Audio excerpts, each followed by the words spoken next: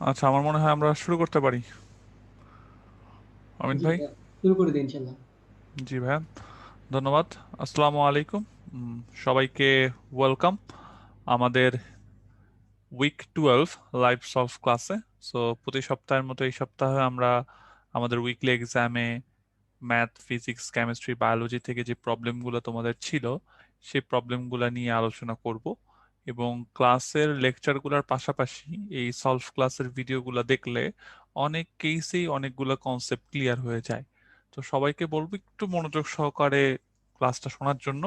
হয়তো অনেকে শুনতেছো। আর আরেকটা জিনিস, যে আস্তে আস্তে যত সামনের দিকে সময় যাচ্ছে তোমাদেরও হয়তো বা আগ্রহ কমে যাচ্ছে, যে ভাইয়া একই একই রকম জিনিস প্রতি সপ্তাহে একই জিনিস চলতেছে, লাইফে কোনো চেঞ্জ নাই, কোনো এক্সাইটমেন্ট নাই। সো আলটিমেটলি আমার কাছে মনে হয় যে আর কিছুদিন ধৈর্য ধরে বসো।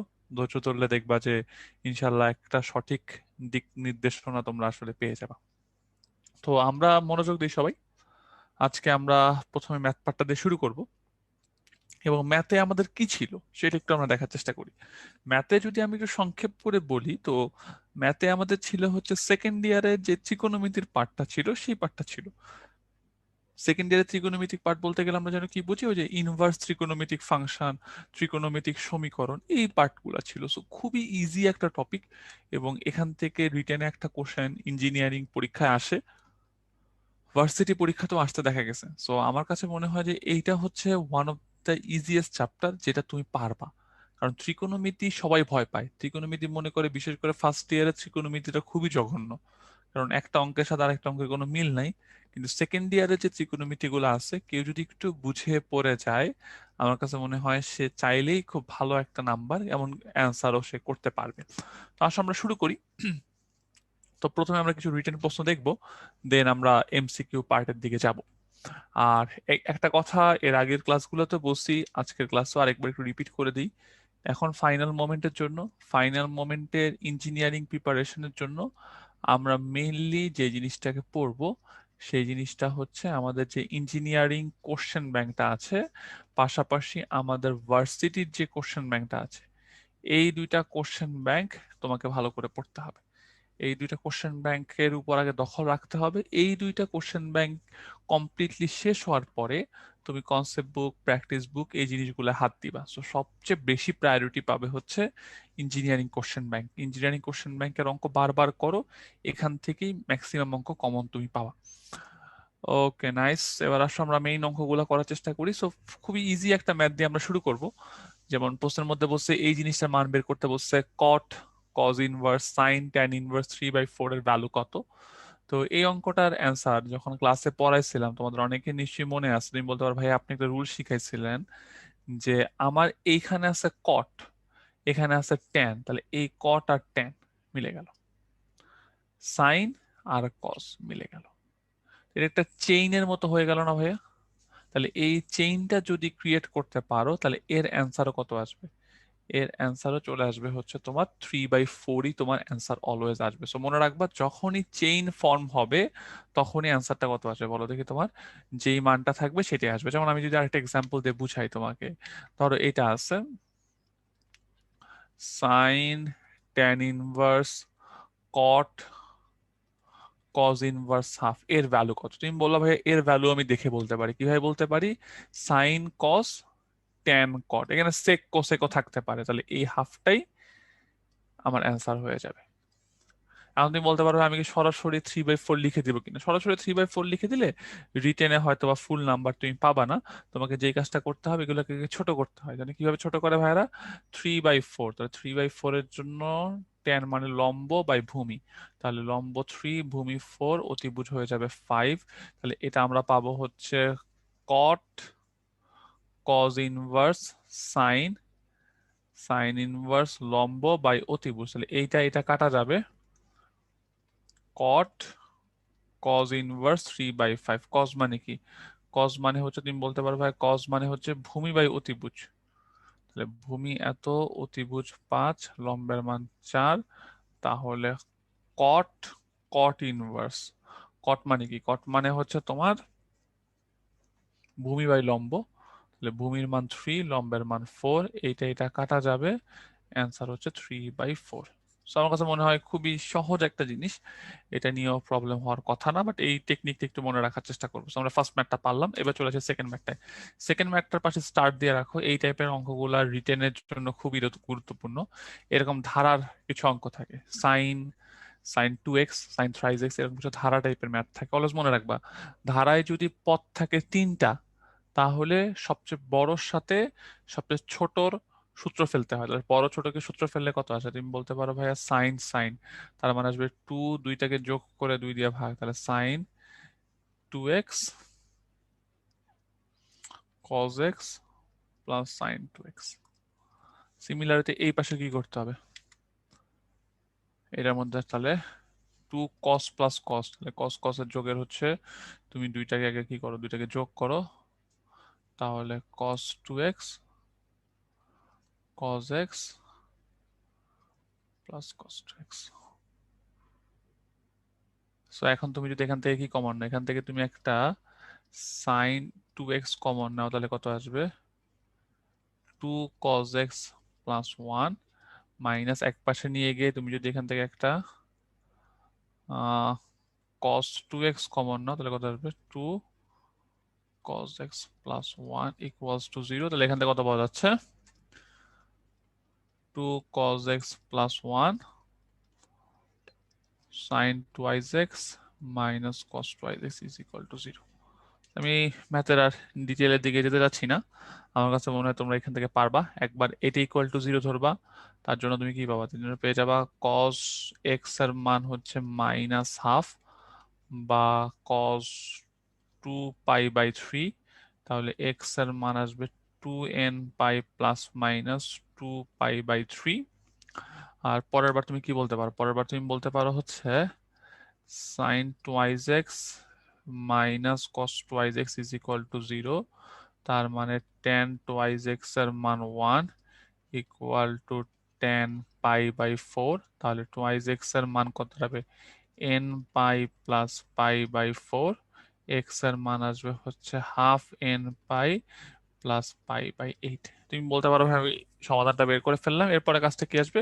তুমি n এর মান বসাই দিয়ে, হচ্ছে তুমি তোমার অ্যান্সার গুলা বের করে ফেলতে পারবা। তো এইটার জন্য এই টেকনিকটা মনে রাখতে হবে, যদি কখনো 3টা থাকে তাহলে অলওয়েজ বড়টা আর ছোটটা, বড়টা আর ছোটটার মধ্যে কি অ্যাপ্লাই করব? সূত্রটা প্রয়োগ করব। বড় ছোটর মধ্যে সূত্র প্রয়োগ করলে হবে বলে আমার মনে হয়। সেই পার্টটাও আমরা কিছুটা হলেও বুঝতে পারলাম, এটা নিয়েও প্রবলেম হওয়ার কথা না। খুব ইজি ম্যাথ, পরীক্ষার জন্য খুব ইম্পর্টেন্ট। ওকে, নেক্সট চলে আসছে পরেরটা। এই অঙ্কটাও কয়েক বছর অ্যাডমিশন টেস্টে আসা। প্রশ্নের মধ্যে বলছে sine pi cos theta equal to cos pi sine theta যদি হয়, তাহলে এটাকে প্রমাণ করতে বলা হয়েছে, একটা সামান্য জিনিস প্রুফ করতে বলা হয়েছে। তো আমরা এটাকে চাইলে কিভাবে কাজটা করতে পারি সেটা একটু মনোযোগ দেওয়ার চেষ্টা করি সবাই। তুমি বলতে পারো ভাই একটা কাজ করেন আপনি, ধরেন এটা আছে সাইন পাই কস থিটা, এই কসটাকে আপনি একটা জোর করে সাইন বানায় ফেলেন। নিশ্চয়ই সবার মনে আছে, এইচএসসির জন্য খুব ভালো করে এগুলো পড়ছিলা। তুমি বলো ভাইয়া এসএসসির জন্য তো পড়ছিলাম, পরীক্ষাটা একটু দিতে পারলাম না, তাহলে এই সাইন সাইন বাদ চলে যাবে, তাহলে কত আসবে? Pi cos theta equal to half plus minus pi sine theta, এখানে একটা পাই আসবে, তুমি পাই বাদ দিয়ে দাও, পাই বাদ দিয়ে এটাকে এক পাশে নিয়ে আসো, তাহলে কত আসবে? Cos theta plus minus sine theta equals to half. এটিকে স্কোয়ার করলে কত আসে? স্কোয়ার করলে চলে আসবে হচ্ছে cos square theta plus 2 sine theta cos theta plus sine square theta equals to 1/4। So এর পরের লাইনটা কি হয়? এর পরের লাইনটার মধ্যে আসবে হচ্ছে 1 plus minus sine 2 theta is equal two 1/4। এখান থেকে তুমি বলতে পারো হচ্ছে প্লাস মাইনাস সাইন 2 থিটার মান আসবে হচ্ছে, এটাকে এই পাশে নিয়ে আসলে 3/4। সো তুমি পরের লাইনে একবারে থিটার মানটা বের করে ফেলতে পারবা হচ্ছে হাফ সাইন ইনভার্স 3/4, সামনে একটা ছোট করে প্লাস মাইনাস লাগাই দিলাম। So, আমার কাছে মনে হয় এই পার্টটাও খুবই ইজি, এটাও তোমাদের প্রত্যেকের পারা উচিত। তো আমার ফার্স্ট কাজটা কি ছিল? দুইটাকে আমি সাইন করে ফেললাম, সাইনটাকে বাদ দিয়ে দিলাম, পাই কেটে ফেললাম, এক পাশে নিয়ে স্কোয়ার করে ফেললাম। এই অঙ্কটাও কয়েকবার অ্যাডমিশন টেস্টে আসছে, সো এই টেকনিকটাও খুব ভালো করে মনে রাখতে হয়। এই টেকনিকটাও খুব ভালো করে মনে রাখার চেষ্টা করবা। মনে রাখলে আমার কাছে মনে হবে তোমরা আসলে এই জিনিসটা তোমাদের জন্য ইজি, তোমরা পারবা। আচ্ছা ঠিক আছে, তো এই পার্টটা আমরা বুঝলাম। ওকে, সো আমরা এতক্ষণ ধরে দেখলাম যে ইনভার্সের একটা ম্যাথ দেখলাম, দেন সমাধান দেখলাম, দেন আরেকটা প্রমাণ দেখলাম ইনভার্সের। এবার আসলে একটা ইনভার্সের সমাধান দেখি। এই ম্যাথটার পাশে স্টার্ট দিয়ে রাখো। কেন ইম্পর্টেন্ট একটু পরে বুঝাচ্ছি। তুমি বলতে পারো ভাইয়া এখানে তো সবগুলো আছে হচ্ছে সেক, আমরা তো আসলে সেক দিয়ে অঙ্ক করে অভ্যস্ত না। তাহলে আমরা কি করতে পারি ভাইয়া, আমরা একটা কাজ করতে পারি, আমরা জিনিসগুলোকে কজে কনভার্ট করে ফেলি। তাহলে কজে কনভার্ট করলে কত আসবে? কজে কনভার্ট করলে এটা চলে আসবে হচ্ছে cos inverse A by X minus cos inverse B by X is equal to cos inverse 1 by b minus cos inverse 1 by a। দেন আমরা যে কাজটা করবো, তুমি বলতে পারবে একটা কাজ করেন, কি কাজ করা যায়, জিনিসটাকে একটু সৌন্দর্য বর্ধন করি। প্লাস গুলাকে এক পাশে নিয়ে আসি বা এ জাতীয় গুলাকে এক পাশে নিয়ে আসি।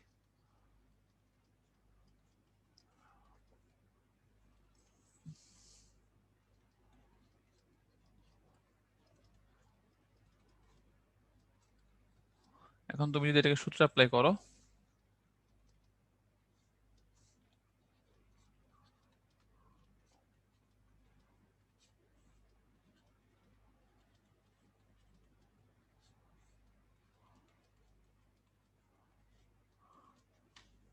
তো আমার কাছে মনে হয় এই পার্টটা প্রত্যেকের বোঝা উচিত যে ভাই আসলে সূত্রটা কিভাবে অ্যাপ্লাই করলো। সূত্রটা খুবই সহজ, আমার কাছে মনে হয় তোমাদের বুঝতে পারার কথা যে আসলে ভাই এখানে কোন সূত্রটা অ্যাপ্লাই করছে, সো ইজিলি তোমরা পারবা। সিমিলার ওয়েতে আমি যদি পরের পার্টটার জন্য সূত্রটা অ্যাপ্লাই করি, এখান থেকে আসবে হচ্ছে cos inverse B by X 1/b minus 1 - b² by x² 1 - 1 - b²। So cos inverse both side থেকে কাটা যায়, বোথ সাইড থেকে কাটা যাবে, বোথ সাইড থেকে কাটা গিয়ে তুমি বলতে পারো যে ভাই আসলে এখান থেকে আমরা কি করতে পারি। এখান থেকে আমরা যে কাজটা করতে পারবো সেটা হচ্ছে যে আমাদের এখান থেকে ক্যালকুলেশনটা যদি করি, আমি ক্যালকুলেশনটার ডিটেল দেখাচ্ছি না, এটা বাদ যাবে। তো আমি জাস্ট একটু বলে তাও এক লাইন করি। তো এখান থেকে এ কাটা গেলে আসবে কত, 1/x, এটাকে যদি গুণ করে দাও 1 - a² x², 1 - 1/a² equals to, এটা কাটা যায়, তাহলে আবার 1/x 1 - b² x², 1 - 1/b²। So এইটাকে তুমি যদি শেষ করো, শেষ করলে জাস্ট আমি বলে দিই, এক্স এর মান আসবে প্লাস মাইনাস এ বি। করলাম না দুই লাইন ক্যালকুলেশন, কাটাকাটি করে এক্স এর মান আসবে plus minus A B. So এই লাইনটা সবাই লিখে রাখো যে ইনভার্সের সমাধানে একাধিক মান আসলে শুদ্ধি পরীক্ষা মাস্ট। এই লাইনটা মনে রাখবা। তাহলে এখানে দুইটা মান আসছে না ভাইয়া, আমাকে অবশ্যই কি করতে হবে, শুদ্ধি পরীক্ষা করতে হবে।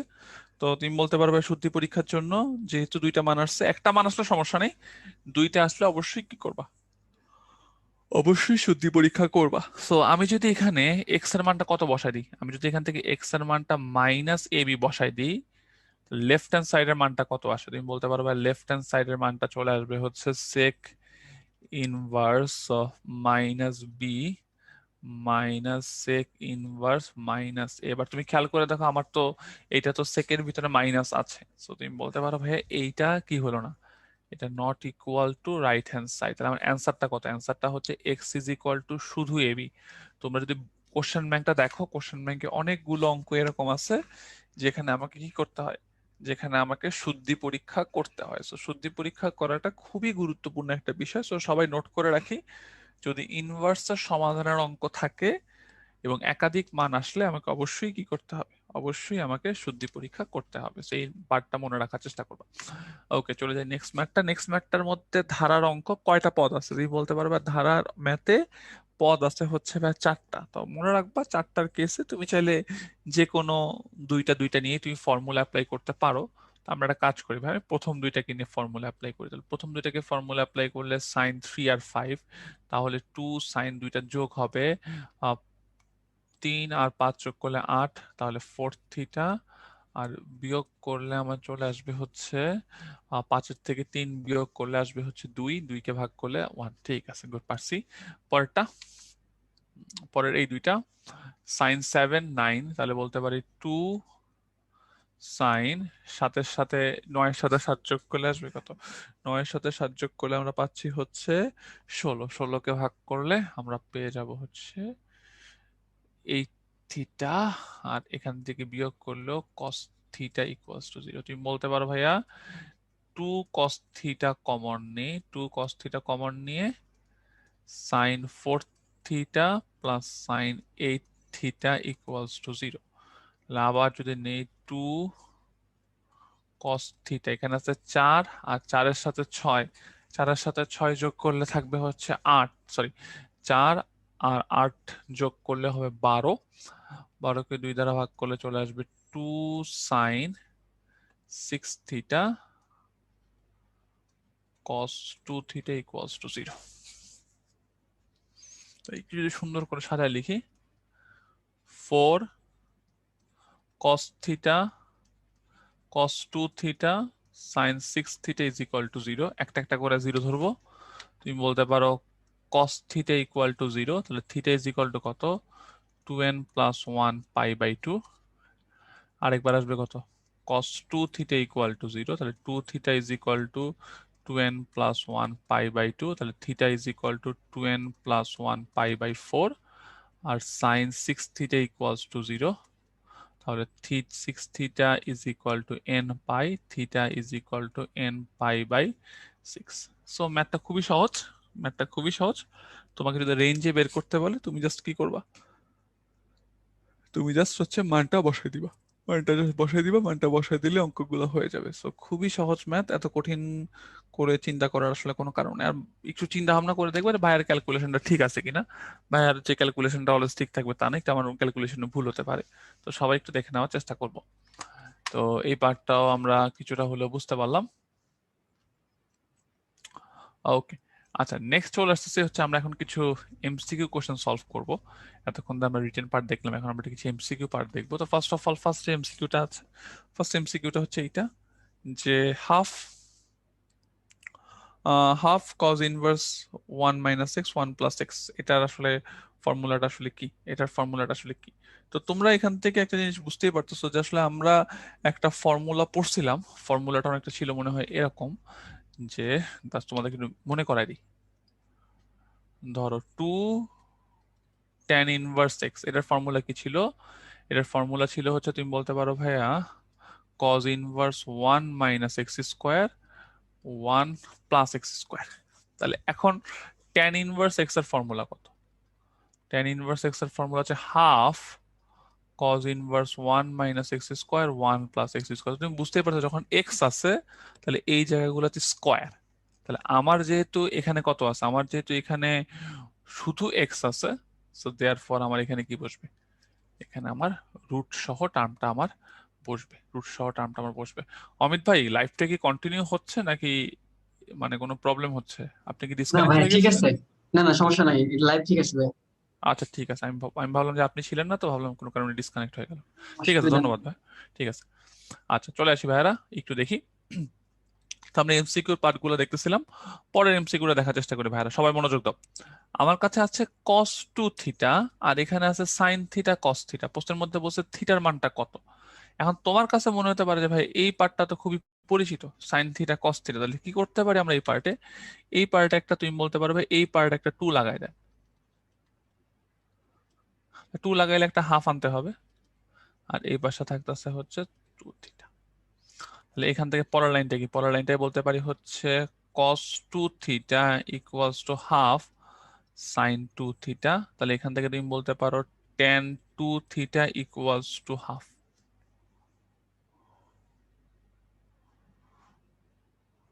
সো এই পার্টটা বোঝা যায়।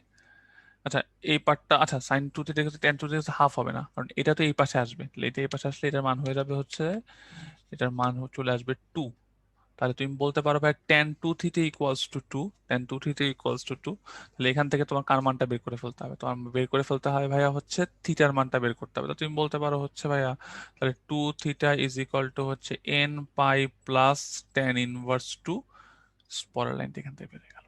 সো সিম্পল জিনিস, প্রত্যেকের পারা উচিত, প্রত্যেকের খুব সহজে পারা উচিত, ভালো করে দেখার চেষ্টা করবা।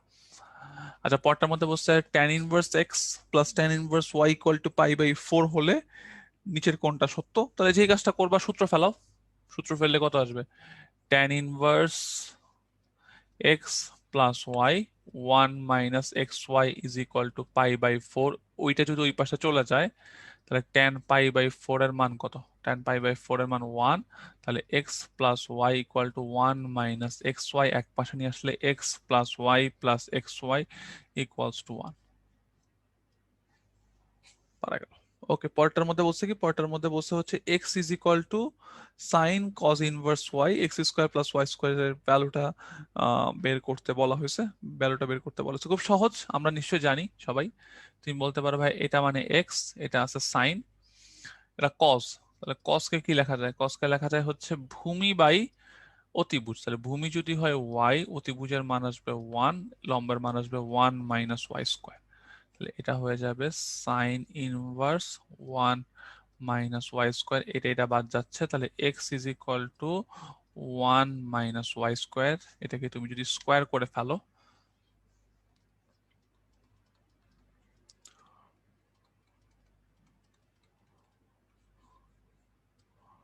X square plus y square equals to 1 চলে আসলে। এগুলো খুব পপুলার প্রমাণ, অনেকের অবজেক্টিভে যখন আসে অনেকে সরাসরি অঙ্ক না করে বলে দেয় যে ভাই এতবার আসে, এগুলো খুব সহজেই বলা যায়। ওকে, নেক্সট চলে যাই, পরের অঙ্কটা দেখার চেষ্টা করি। প্রশ্নের মধ্যে বলছে sec square tan inverse 2 plus cosec square cot inverse 3 এর ভ্যালু বের করতে বলছে। তো তোমরা নিশ্চয়ই জানো সেক স্কোয়ার মানে কি। সেক স্কোয়ার মানে হচ্ছে 1 + tan²। তাহলে এই সেক স্কোয়ারের পরিবর্তে লিখলাম 1 + tan²। আর কোসেক স্কোয়ার কি লেখা যায়? তুমি বলতে পারো ভাই কোসেক স্কোয়ারকে লেখা যায় 1 + cot²। তাহলে এটা বাদ যাবে, এটা বাদ যাবে। যদি স্কোয়ার আছে তাহলে এটা হয়ে যাবে 1 + 2² মানে 4, আর এটা হবে 1 + 3² মানে 9। সো 15 হয়ে গেল, খুব সহজ অ্যান্সার। সো এই পার্টটাও খুব সহজে বোঝা যায়। ওকে, নেক্সট চলে যে অঙ্কটা, এই অঙ্কটা বুয়েট রিটেনে আসা অঙ্ক। বুয়েট রিটেনে 2010 সালে আসছে, মিলাই দেখো। প্রশ্নের মধ্যে বলছে tan inverse x plus 2 cot inverse x is equal to 2π/3। X এর মানটা কত? তুমি বলতে পারো ভাই আপনার কাছে 2 cot ইনভার্স এক্স আছে, এই 2 cot ইনভার্স কে আপনি একটা cot ইনভার্স আর একটা cot ইনভার্স লিখলেন। তোমার কাছে দুইটা আম আছে, তুমি দুইটা একটা একটা করে ভাগ করে দিলা। এখন তোমার যেটা হবে, এতটুকের মান কত? এতটুকের মান হচ্ছে π/2। আর এখানে থাকবে cot ইনভার্স 2π/3। তাহলে cot ইনভার্স এক্স কে এক পাশে নিয়ে গেলে π/6, তাহলে এক্স এর মানটা কত?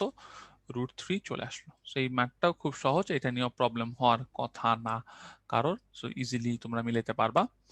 ওকে, আসো আমাদের লাস্ট দুই তিনটা জিনিস আমরা একটু খুব ভালো করে দেখার চেষ্টা করি। সো এই সূত্রটাও একটু আগে আমরা আলোচনা করলাম যে cot ইনভার্স √x এর মান কোনটা, সরি tan ইনভার্স √x এর মানটা কত আসবে। সো তুমি বলতে পারো tan ইনভার্স √x, তুমি একটা হাফ নিয়ে এসে 2 tan ইনভার্স √x সূত্রটার ফরম্যাটে নিলা। আর এটা মানে কি? এটা মানে তো আমরা নিশ্চয়ই জানি যে cos inverse 1 - √x² 1 + √x²। So ওইখান থেকে প্রমাণটা চলে আসলো। আর পরেরটার মধ্যে বলছে কি sine inverse x plus cos inverse Y equal to π/2 হলে এটার ভ্যালু বের করতে বলা হয়েছে। তুমি যে কাজটা করলা, এই কজ ইনভার্স কে কি বানায় ফেললা? সাইন ইনভার্স বানায় ফেললা। Then sine inverse A plus sine inverse B. তাহলে এটা যদি হয় এ, এটা যদি হয় বি, তাহলে সূত্রটার জন্য কি ছিল? সূত্রটা ছিল ভাই এরকম যে এ 1 - b² plus B √1 - a²। So এইভাবে আমরা ম্যাথটা করলাম, সূত্রটা ফেললাম, সূত্রটা ফেলে কাটাকাটি করে প্রুফের লাইনটা নিয়ে আসলাম। খুব সহজ, এটা নিয়েও প্রবলেম হওয়ার কথা না।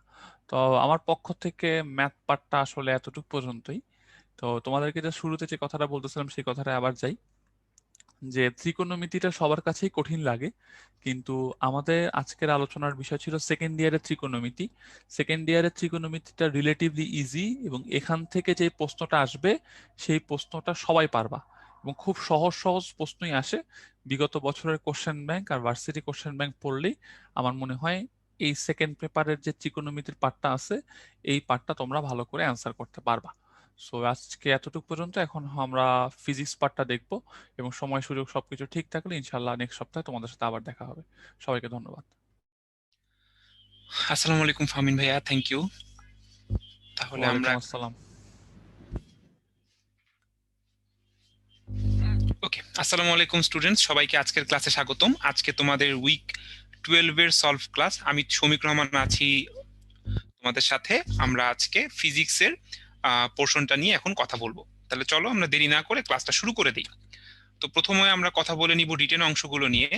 তো প্রথমে যদি আমরা রিটেন অংশগুলো দেখতে চাই, তোমাদের যেহেতু আমাদের জ্যামিতিক আলোক বিজ্ঞান নিয়ে এই উইকটার ক্লাস তোমরা করেছো, তো জ্যামিতিক আলোক বিজ্ঞান খুবই খুব ইম্পর্টেন্ট একটা চ্যাপ্টার।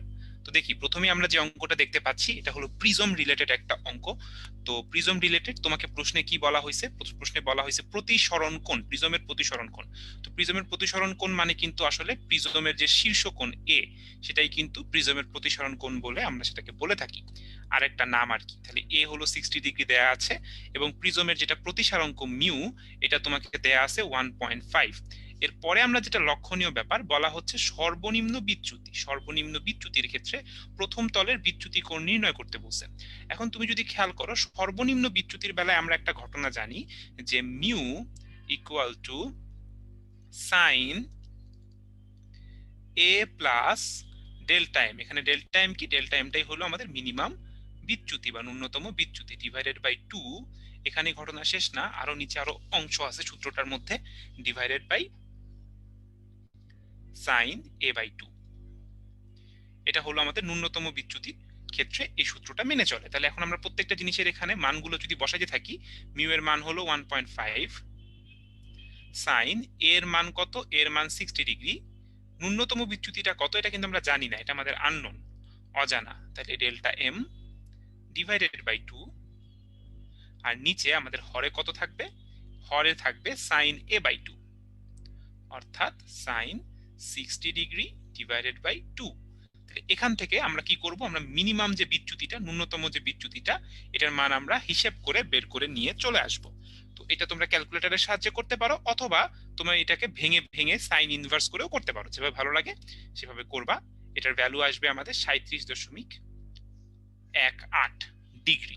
তাহলে আমরা ন্যূনতম বিচ্যুতির মানটা পেয়ে গেলাম। এখন তুমি একটা জিনিস যেটা জানো, যে আমাদের যে বিচ্যুতি, এই বিচ্যুতির কিন্তু একটা শর্ত আছে। এখন ব্যাপারটা কি আসলে আমরা একটু খেয়াল করি, এই যে ন্যূনতম বিচ্যুতি, এটাই কি আমাদের কাছে চাইছে কিনা? তো প্রশ্নটা খেয়াল করো, প্রথমে বলছে প্রথম তলের বিচ্যুতি কোণ। তো আমরা যদি একটু ভালো করে খেয়াল করি যে বিচ্যুতির শর্ত, বিচ্যুতির সূত্র কি? বিচ্যুতির সূত্র হলো I1 plus I2 minus R1 plus R2। এটা হলো বিচ্যুতির সূত্র। এখন আমরা এটা কিভাবে লিখতে পারি? I1 minus R1 plus I2 minus R2, উপরের সূত্রটাকেই সাজায় আমরা লিখলাম। এখন এই যে এই অংশটা I1 মাইনাস R1, এটা হলো আসলে আমার প্রথম তলের বিচ্যুতি, অর্থাৎ প্রিজমের প্রথম যে তলটা থাকে, এই যদি হয় আমার প্রিজম, তাহলে প্রিজমের প্রথম তলে যখন আমাদের আলো এসে আপতিত হয়, I1 কোণে আপতিত যখন হবে এবং সে R1 করে সে যখন প্রতিসরিত হবে, এই I1 এবং R1 এদের মধ্যবর্তী যে ব্যবধানটা, এটা হলো আমার প্রথম তলে বিচ্যুতি। তুমি চাইলে একে ডেল্টা 1 বলতে পারো। আর দ্বিতীয় তলে যে বিচ্যুতি সেটা হলো ডেল্টা 2। তাহলে এই প্রথম তলের বিচ্যুতি আর দ্বিতীয় তলের বিচ্যুতির সমন্বয়ে আমার মোট বিচ্যুতিটা তৈরি হয়। ঠিক আছে? আচ্ছা, আবার যেহেতু আমাদের এটা ন্যূনতম বিচ্যুতির কথা বলা হচ্ছে, তো আমরা আরো একটা ব্যাপার জানি যে ন্যূনতম বিচ্যুতির বেলায় আমরা কিন্তু জানি যে I1 ইকুয়াল টু আসলে I2, এবং R1 ইকুয়ালস টু কি হয়? R2 হয়, যখন আমাদের ন্যূনতম বিচ্যুতিটা প্রযোজ্য হয়। তার মানে আমাদের এই I1 মাইনাস R1 এবং I2 মাইনাস R2, এটা কিন্তু আসলে ন্যূনতম বিচ্যুতির বেলায় সমান হবে। সুতরাং আমরা বলতে পারি ন্যূনতম বিচ্যুতি, এটাকে আমরা বলতে পারি 2 ইন্টু I1 মাইনাস R1, যেহেতু আমাদের এই দুইটা অংশ সমান, তাই তাহলে আমাদের বের কি করতে হবে? তাহলে আমরা এখন বের করতে পারি যে I1 মাইনাস R1 এটা হলো ডেল্টা এম ডিভাইডেড বাই 2। এটাই কিন্তু আমাদের প্রথম তলে বিচ্যুতি। I1 মাইনাস R1ই হলো আমাদের প্রথম তলে বিচ্যুতি। তাহলে আমরা এখন এই ডেল্টা এম কে 2 দিয়ে ভাগ করে দিব। ন্যূনতম বিচ্যুতি 37.18, তাকে 2 দিয়ে ডিভাইড করে দাও, তাহলে আমাদের অ্যান্সারটা চলে আসবে 18.59 ডিগ্রি। এটাই আমাদের উত্তর। ব্যাস, হয়ে গেল, সহজ একটা অঙ্ক। তাহলে চলো আমরা পরবর্তী অঙ্কে চলে যাই। তাহলে এই অঙ্কটাও খুব বেশি কঠিন কিছু না। আমরা যদি দেখি, বলা হয়েছে 15 সেন্টিমিটার ফোকাস দূরত্ব বিশিষ্ট একটি উত্তল লেন্স হতে কত দূরত্বে বস্তু স্থাপন করলে বিম্বের আকার বস্তুর আকারের 3 গুণ হবে। তো আমরা যেটা বুঝতে পারছি যেখানে বিবর্ধনের মানটা কত হইতে হবে, বিবর্ধনের যে মান সেটা হইতে হবে 3। মানে আমার বস্তু সোজাও হইতে পারে, উল্টাও হইতে পারে, সেটা আমাদের আপাতত দেখার বিষয় না। আমাদের আপাতত যেটা দেখার বিষয় যে বিবর্ধন হইতে হবে 3 গুণ। এখন আমরা একটা ব্যাপার জানি, বিবর্ধন এটা হলো v by u, minus v by u. কিন্তু আমি যেহেতু এখানে শুধু বিবর্ধনের মানটা নিচ্ছি, পরম মানটা নিচ্ছি, মানে মাইনাস ভি বাই ইউ, আমি এভাবে বরং লিখি যে মাইনাস ভি বাই ইউ, এটার পরম মান এটা হতে হবে 3, এটা হতে হবে 3। ঠিক আছে, তাহলে আমি এবার বলি যে ভি ইকুয়ালস টু হতে হবে আসলে কি, আসলে আমাদের এটা হতে হবে 3u। এখন যদি এখানে প্লাস মাইনাসের কথা বলি, এখানে প্লাস কিংবা মাইনাস, যেহেতু পরম মানের ব্যাপার চলে আসতেছে, পরম মান যেহেতু আমি এখান থেকে তুলে দিচ্ছি, তাই প্লাস কিংবা মাইনাস যে কোনোটা কিন্তু ভি এর মান হতে পারে। এখন আমার দেখতে হবে আমার কি দুইটা ধরেই অঙ্ক করতে হবে নাকি প্রশ্নে এক্সট্রা কোনো ইনফরমেশন বলা আছে। তুমি যদি খেয়াল করো, প্রশ্নে তোমাকে বলা হয়েছে যে বাস্তব বিম্বটা যেটা পাওয়া যাবে সেটা হবে বাস্তব। আমরা জানি একটা উত্তল লেন্স থেকে বাস্তব বিম্বও পাওয়া যেতে পারে, অবাস্তব বিম্বও পাওয়া যেতে পারে।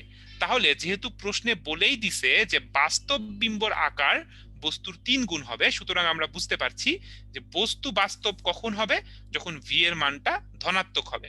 তাই তো, যেহেতু বাস্তব বস্তু তাই আমরা ঋণাত্মক মানটা নিলাম না, আমরা ভি এর ধনাত্মক মানটা নিব, বাস্তব বস্তু। কিন্তু প্রশ্নে যদি বাস্তব বস্তু না, ভুল কথাটা বললাম, বাস্তব বিম্ব। প্রশ্নে যদি বাস্তব বিম্বের কথা আলাদা করে বলা না থাকতো, যে বিম্ব বাস্তব হতে হবে, এমন কিছু আলাদা করে বলা না থাকলে তোমাকে কিন্তু প্লাস এবং মাইনাস দুইটা মান নিয়েই অঙ্কটা করতে হইতো। আচ্ছা, এখন আমরা যখন এতটুকু জেনে গেছি যে ভি ইকুয়ালস টু 3u, এখন আমরা খুব সহজে অঙ্কটা করতে পারবো। কিভাবে?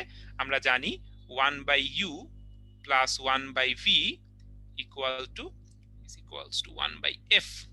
আচ্ছা, তাহলে এখন লিখি 1/u, v এর জায়গায় কি লিখবো? 3u। ঠিক আছে, আর f এর জায়গায় কি লিখবো? 15 সেন্টিমিটার। তাহলে এই সমীকরণটা সমাধান করতে হবে, করে u এর মান বের করে নিয়ে আসতে হবে। u এর মানটা তুমি যদি ঠিকঠাক বের করে নিয়ে আসো, এটা 20 সেন্টিমিটার উত্তর আসবে। ঠিক আছে, তো আমি আবার বলে দিচ্ছি, প্রশ্নে যদি এই বাস্তব বিম্ব এই কথাটা বলা না থাকতো, তাহলে কিন্তু এখানে তোমাকে একবার প্লাস 3u নিয়ে করতে হইতো, আর একবার মাইনাস 3u নিয়ে অবাস্তব বিম্বের জন্য কিন্তু অঙ্কটা করতে হইতো। সেক্ষেত্রে কিন্তু উত্তর আসতো 2টা। এটা একটু মাথায় রাখবা, কখনো পরীক্ষায় আসতে পারে। ঠিক আছে, তাহলে এই ছিল আমাদের দ্বিতীয় রিটেন অংশটা। এখন আমরা চলে যাই আমাদের পরের রিটেন প্রশ্নে। একটু দেখে মনে হতে পারে অনেক কঠিন কিছু, যে এ হলো তোমার চোখ। আচ্ছা, বাম পাশের তল হতে 75 সেন্টিমিটার বাম দিকে একটি পোকা অবস্থান করলে তোমার চোখ হতে পোকাটির চূড়ান্ত বিম্বের দূরত্ব নির্ণয় করো। আচ্ছা, খুবই ইন্টারেস্টিং একটা অঙ্ক। আমরা যদি একটু ভালো করে বোঝার চেষ্টা করি, আমরা দেখতে পাচ্ছি যে একটা পোকা কোথায় আছে। পোকাটা আছে এই যে এখানে আমাদের এই তল থেকে, এই বক্রতল থেকে, এই লাল বক্রতল থেকে 75 সেন্টিমিটার সামনে একটা পোকা আছে। আচ্ছা, আবার এই পাশে আরেকটা বক্রতল আছে, আমি এটাকে গ্রিন কালার দিয়ে দেখাচ্ছি, সবুজ কালার দিয়ে দেখাচ্ছি।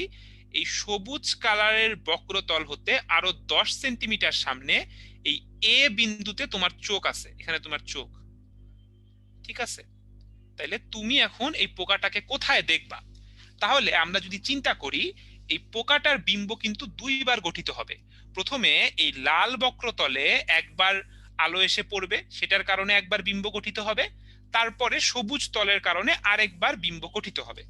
তো এটা কিন্তু লেন্স নয়, বরং আমাদের বক্রতলে প্রতিসরণের সূত্র মেনে চলবে। তাহলে আমাদের প্রথম তল বা লাল তলের কথা যদি আমরা বলি, যে প্রথম তলে যখন আলোর প্রতিসরণ হয়, প্রথম তলে, তাহলে বক্রতলে তোমাদেরকে ক্লাসে নিশ্চয়ই শেখানো হয়েছে আলোর প্রতিসরণের সূত্র।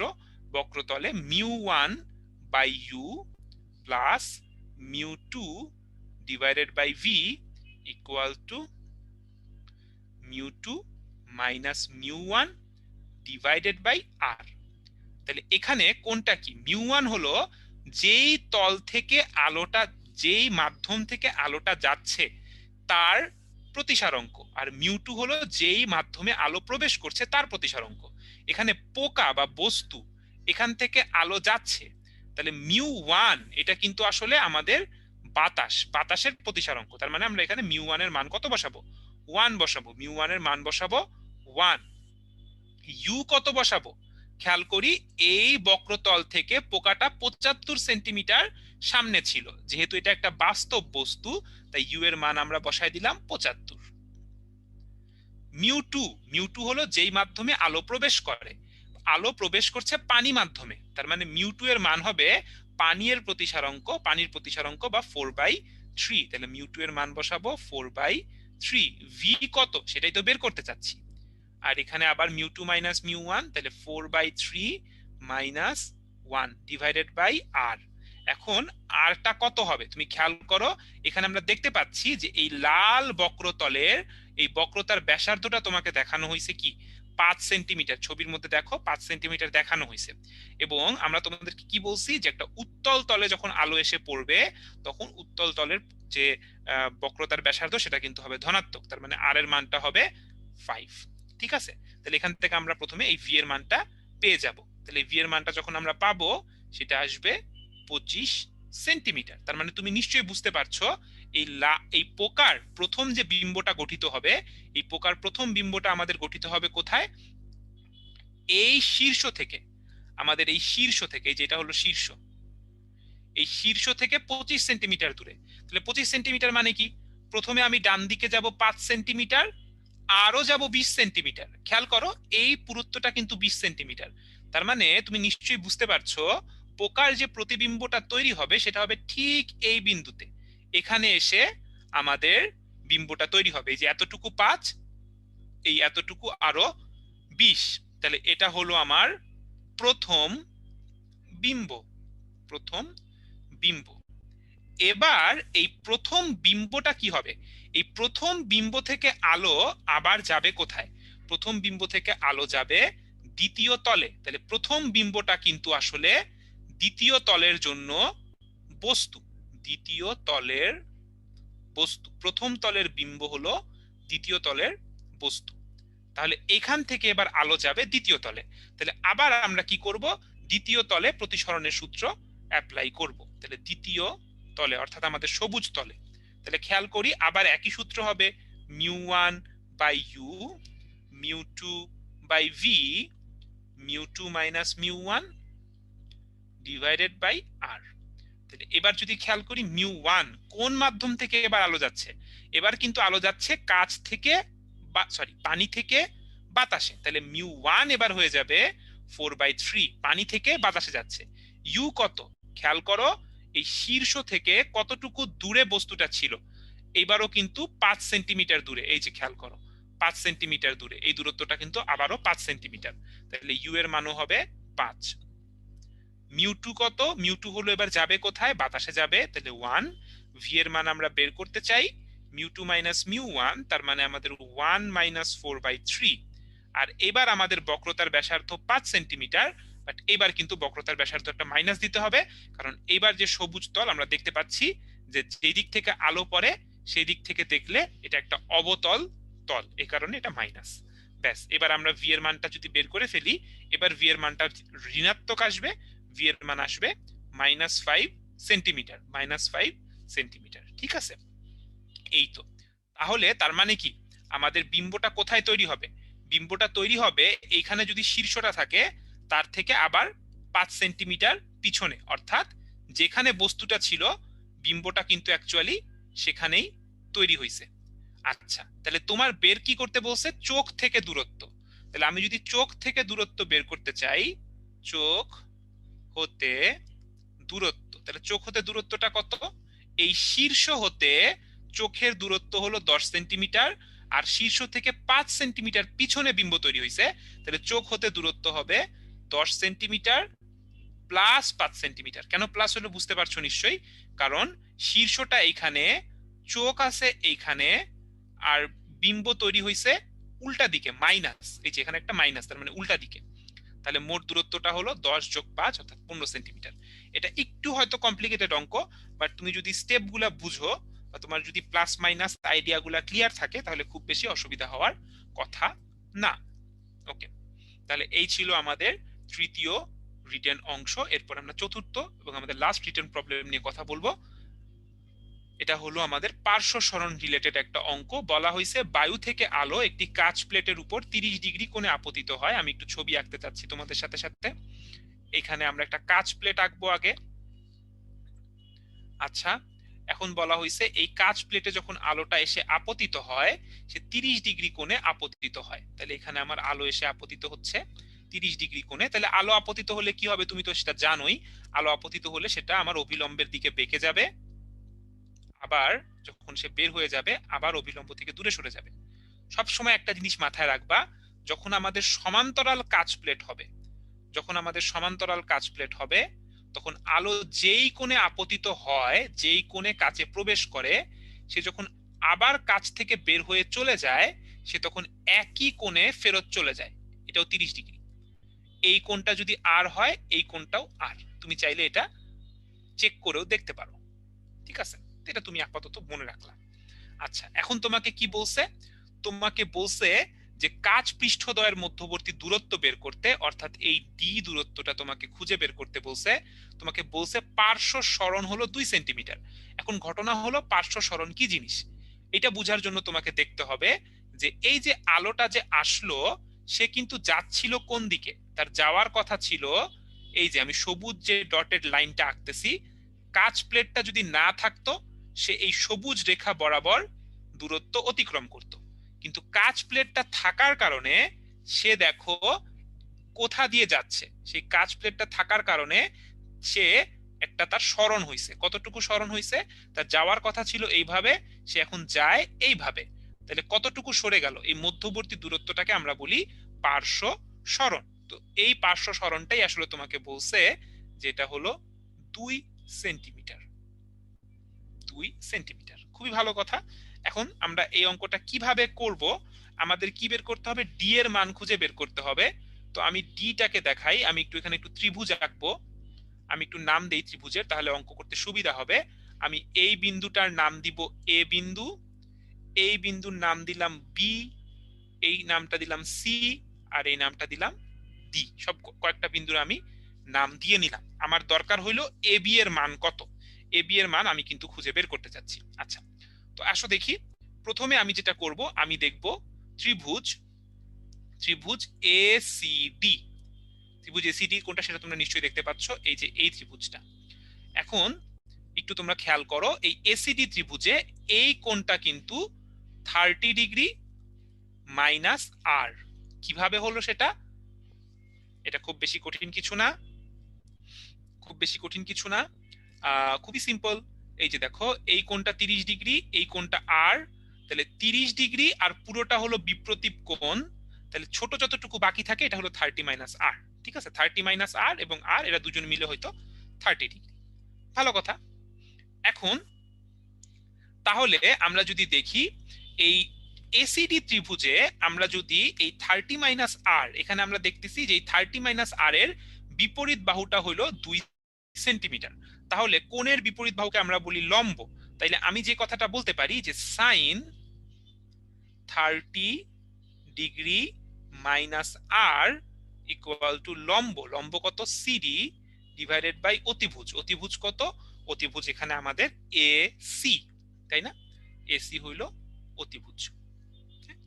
এই যে কোণের বিপরীত বাহু লম্ব, আর এই যে এসি এটা হলো এসিডি ত্রিভুজের অতিভুজ, আর লম্ব হইলো এখানে এডি। ওকে, তাহলে আমরা কি পাইলাম? আমরা পাইলাম AC equals to CD sine 30 degree minus r. আর সিডি এর মান কত? সিডি এর মান হলো 2 সেন্টিমিটার, তার মানে বলতে পারি 2 sin 30 ডিগ্রি মাইনাস আর, এটা পাইলাম। এবার আসো ত্রিভুজ এবিসি। ত্রিভুজ এবিসি যদি খেয়াল করো, এই এবিসি ত্রিভুজে তোমার এই এবিসি ত্রিভুজে এই কোণটা হলো আমাদের আর কোণ, তাইলে আমরা এবার বলতে পারি cos আর। এবার কি হবে? cos হলো ভূমি, ভূমি মানে কি? কোণের সংলগ্ন বাহু, এবং আর কোণের সংলগ্ন বাহু কিন্তু এবি, আর কোণের সংলগ্ন বাহু এবি, আর এবিসি ত্রিভুজে অতিভুজ হলো এসি। একটু খেয়াল করে দেখি, এই এবিসি ত্রিভুজ, এবিসি ত্রিভুজে এবি হলো ভূমি আর এসি হলো অতিভুজ, ঠিক আছে? আর এবি মানে কি? এবি মানে আমরা একটু এবি আমরা বের করতে চাই, তাহলে এবিটা কি? এবি হলো এসি cos আর, আর এসি মানে একটু আগে তুমি বের করছো যে 2। আচ্ছা, আমার একটু এখানে হিসাব করতে ভুল হয়েছে, এই যে একটু খেয়াল করো কোথায় ভুলটা করছি। এখানে এটা ডিভাইড করা লাগতো, এটা ডিভাইড করা লাগতো, এই জায়গাটা একটু ভুল হয়েছে, একটু খেয়াল ঠিক করে দিচ্ছি, দেখো। এই জন্য বলি উল্টাপাল্টা লাগতেছে কেন,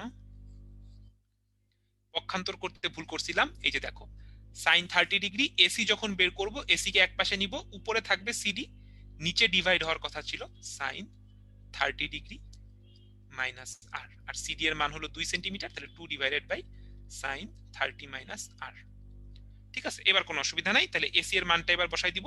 উপরে আছে 2, নিচে আছে সাইন 30 ডিগ্রি মাইনাস আর, আর উপরে আছে cos আর, বাস। তাহলে এবিটাই কিন্তু আমাদের পৃষ্ঠদ্বয়ের মধ্যবর্তী দূরত্ব। তাহলে এখন লাগবে আর এর মান। আর এর মান কিভাবে বের করব? আর এর মান বের করা খুবই সোজা। আমরা জানি mu equals to sine i by sine r. Mu এর মান কত? এটা যেহেতু কাজ, প্রতিসারাঙ্ক বলা আছে 1.5, আপতন কোণ আমরা জানি 30 ডিগ্রি, প্রশ্নে বলা আছে। এখান থেকে তুমি আর এর মানটা বের করে নিয়ে আসবা। আর এর মান কত আসবে? এখান থেকে আর এর মানটা বের করলে এটা আসবে 19.5 ডিগ্রি আসবে। এখান থেকে তুমি কি করবা? এই এবি এর মানটা, আর এর মানটা বসায় এবি এর মানটা বের করবা। এবি এর মান বের করলে এটা 10.3 সেন্টিমিটার উত্তর আসবে।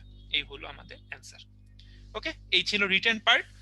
মোটেও খুব বেশি কঠিন অঙ্ক না এটা, এটা খুবই সহজ একটা অঙ্ক। এটা দুইবার প্র্যাকটিস করবা, যদি তোমাদের অসুবিধা হয়ে থাকে দুইবার প্র্যাকটিস করবা, কারণ এই অঙ্কটা কিন্তু ইম্পর্টেন্ট, এই টাইপের জিনিস ইম্পর্টেন্ট, পার্শ্ব সরণ রিলেটেড অঙ্ক।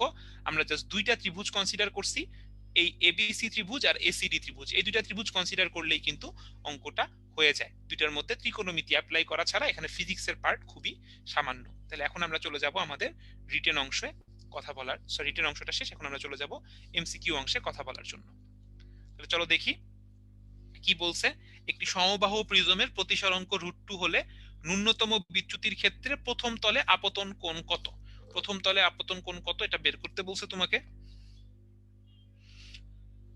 তো একটা জিনিস তুমি যদি একটু খেয়াল করো, এই অঙ্কটা আসলে কঠিন কিছু না, এই অঙ্কটা কঠিন কিছু না।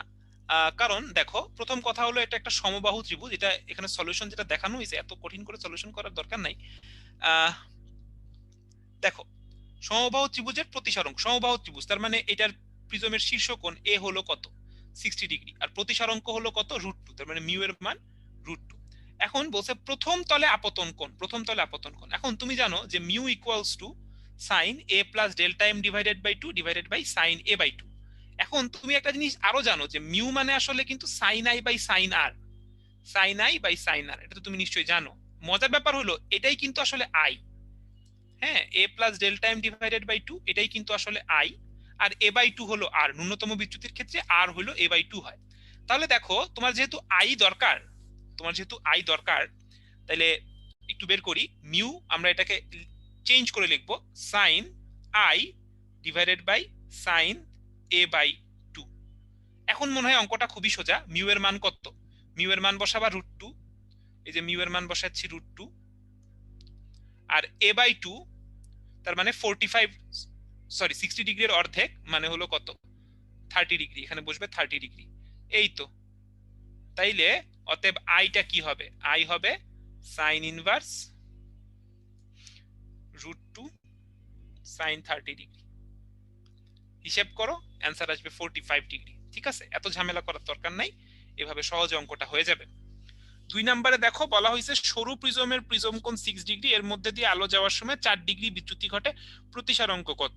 সরু প্রিজমের বেলায় আমরা জানি যে সরু প্রিজমের মধ্যে বিচ্যুতি ঘটলে আমরা জানি যে বিচ্যুতি কোণ ডেল্টা এটা হলো a into mu minus 1, a into mu minus 1। ঠিক আছে, আচ্ছা। সো এখন এইখানে তোমাকে কি করতে হবে? জাস্ট মানগুলো বসাতে হবে। ঠিক আছে, তাহলে এখন তুমি কি করবা? তোমাকে প্রতিসারাঙ্ক বের করতে বলছে। ডেল্টার মান কত? ডেল্টার মান হলো 4 আর প্রিজম কোণ হলো 6, মিউ মাইনাস 1। এখান থেকে তুমি এখন মিউ এর মানটা হিসাব করে বের করে নিয়ে আসবা। ঠিক মতো হিসাব করলে 1.67 অ্যান্সার আসবে। এটা খুবই সহজ, শুধু এটাই মাথায় রাখা লাগবে যে সরু প্রিজমের বেলায় আমার ডেল্টা হইলো এই সূত্রটা মেনে চলে। আর প্রিজম যদি সরু না হয় তখন কিন্তু এই যে উপরে যে বিদঘুটে সূত্রটা আমরা একটু আগে লিখলাম, মিউ ইকুয়ালস টু সাইন, এটা আমরা একটু আগে ব্যবহার করছি, রিটেনেও ব্যবহার করছি, a plus delta m divided by 2 divided by sine a by 2। হ্যাঁ, এটা সব সময় সত্যি। আর সরু প্রিজমের বেলায় এই যে এই সূত্রটা স্পেশালি সত্যি। আচ্ছা, এবার চলে যাই 3 নাম্বার। উত্তল লেন্সের ইউ এবং ভি বনাম ইউ গ্রাফটা দেখাইতে বলছে। এখন আমরা যদি গ্রাফটা দেখি 1/u plus 1/v equals to 1/f। এখন একটা উত্তল লেন্স, তার f হইলো পজিটিভ, তার মানে 1/f এটা কিন্তু একটা কনস্ট্যান্ট। তার ফোকাস দূরত্ব যেহেতু ধ্রুবক, একটা লেন্সের ফোকাস দূরত্ব ধ্রুবক, তাই এই অংশটা কিন্তু কনস্ট্যান্ট, তাই না? এটা হলো কনস্ট্যান্ট। তাহলে আমাদের গ্রাফটা কেমন হবে, গ্রাফের শেপটা কেমন হবে তোমাকে একটু ভাবতে হবে।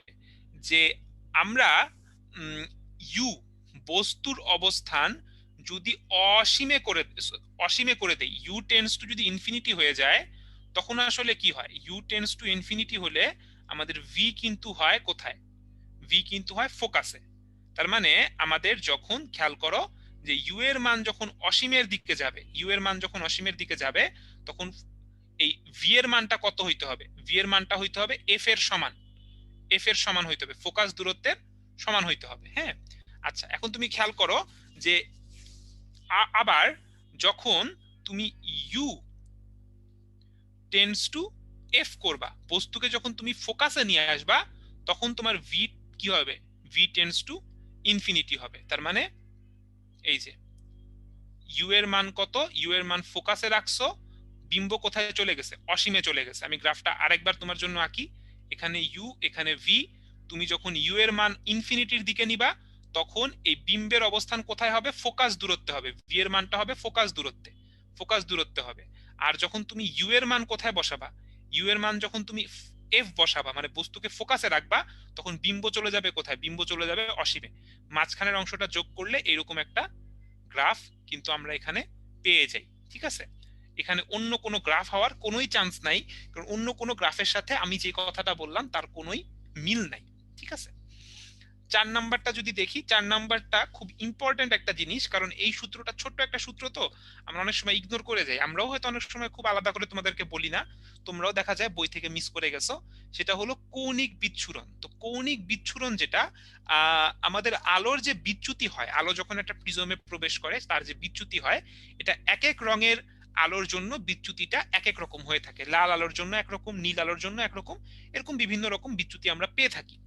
তো বেগুনি আলোর বিচ্যুতি এবং লাল আলোর বিচ্যুতি, এদের যে বিয়োগফল তাকেই আমরা বলে থাকি কৌণিক বিচ্ছুরণ। ঠিক আছে, তার মানে বেগুনি আলোর বিচ্যুতি, এটাকে বলা হচ্ছে delta v violet minus delta r red. Violet এবং রেড এর বিচ্যুতির পার্থক্য, এটাই হবে কৌণিক বিচ্ছুরণ। তো দুইটা বিয়োগ করে দিব, প্রশ্নে সব দেয়া আছে, বিয়োগ করে দিলে অ্যান্সার আসবে বি। ওকে, লাস্ট দুইটা আমরা এমসিকিউ দেখে ফেলি।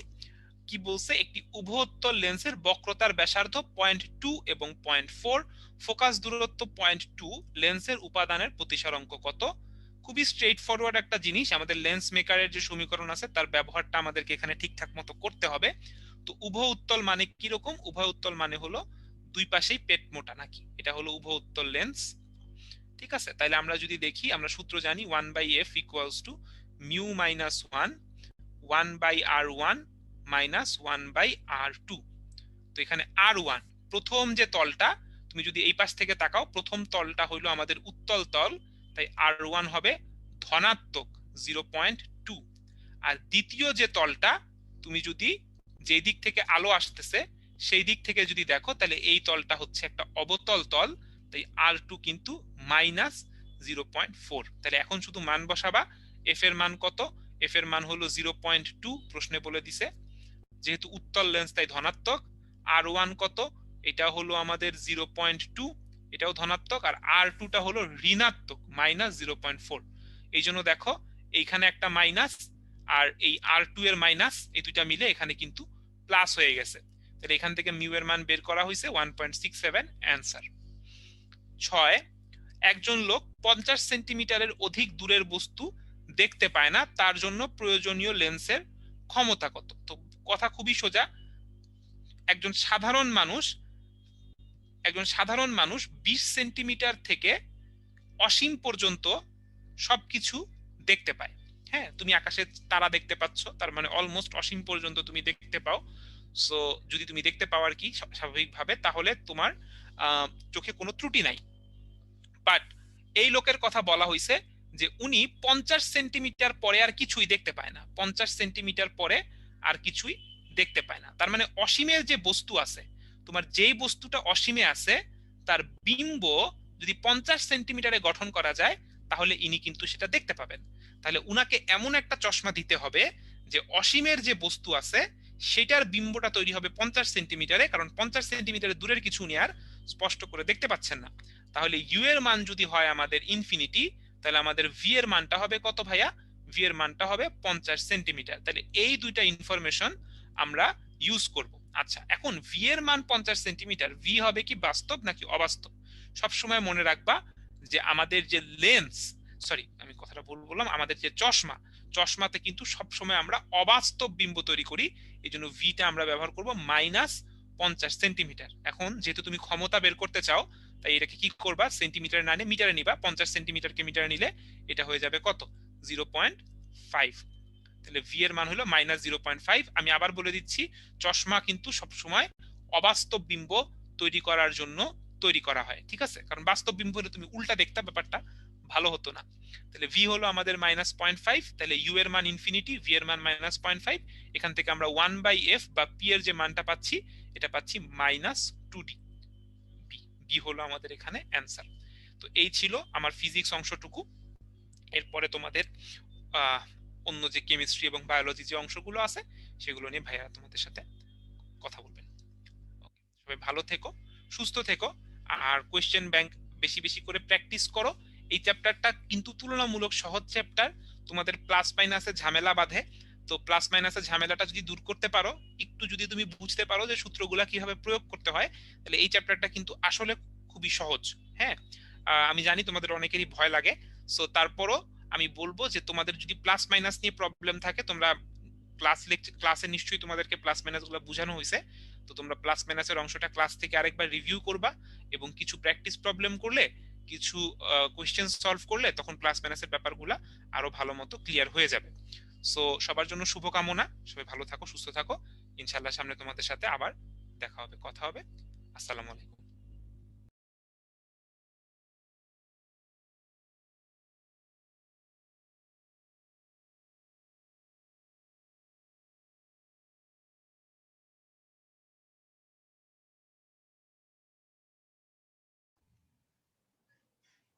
ভাইয়া শেষ না? হ্যাঁ ভাইয়া, মানে হিমেল ভাইয়া তোমার দেখলাম মনে হয় জয়েন করছেন। হিমেল ভাইয়া, ভাইয়া শুনতে পাচ্ছি এখন তাহলে ক্লিয়ার। কি শুরু করবেন আপনি?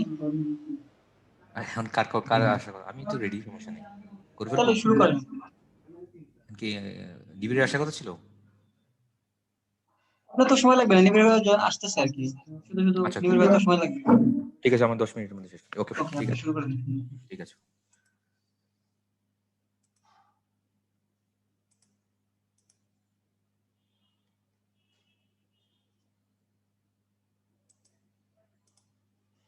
ভাই দেখতে পাচ্ছেন ক্লিয়ারলি? অমিত ভাই, অমিত ভাই দেখতে পাচ্ছেন ক্লিয়ারলি? ওকে ঠিক আছে। আসসালামু আলাইকুম, সবাইকে স্বাগতম আজকের ক্লাসে। Varsity standard English MCQ question and solve part 2 এর মধ্যে প্রথম প্রশ্ন, the plural form of the word advice. তো এটা আমরা অনেকেই বলি যে অ্যাডভাইস এটা আসলে একটা আনকাউন্টেবল নাউন। তো আনকাউন্টেবল নাউন তো প্লুরাল করা যায় না, এটা যেরকম থাকে ওরকমই থাকবে। তাহলে অ্যাডভাইস যেটা আছে সেটাই থাকবে অ্যাডভাইস। এটা ব্রিটিশ নিয়মে, কিন্তু আমেরিকান নিয়মে অনেক জায়গায় আমি দেখছি অ্যাডভাইসকে অ্যাডভাইসেস করে। তো যাই হোক, তোমরা ব্রিটিশটাই ফলো করবা। তাহলে the plural form of advice is advice, এটাই দিব।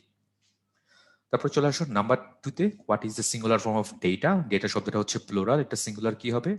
এটা সিঙ্গুলার হচ্ছে ডেটা। তাহলে নিয়মটা কি? এটা হচ্ছে সিঙ্গুলার পার্ট, এটা হচ্ছে প্লুরাল পার্ট। ল্যাটিন বা গ্রিক থেকে ইংরেজিতে আসা কিছু শব্দ, এটা হচ্ছে ইউএম, সাফিক্স পার্ট থাকবে ইউএম, প্লুরালটা কি হবে? ইউএমটা চেঞ্জ হয়ে এ হয়, সাফিক্স পার্ট ইউএমটা চেঞ্জ হয়ে কি হবে? এ হবে।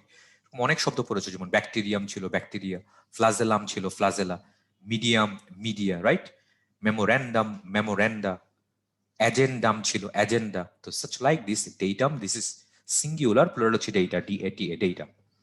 তারপর চলে আসি নাম্বার 3 তে, which of the following is always feminine। Feminine form নিচের কোনটা সবসময় ফেমিনিন, কোন ম্যাসকুলিন? নিচে হচ্ছে অ্যামাজন।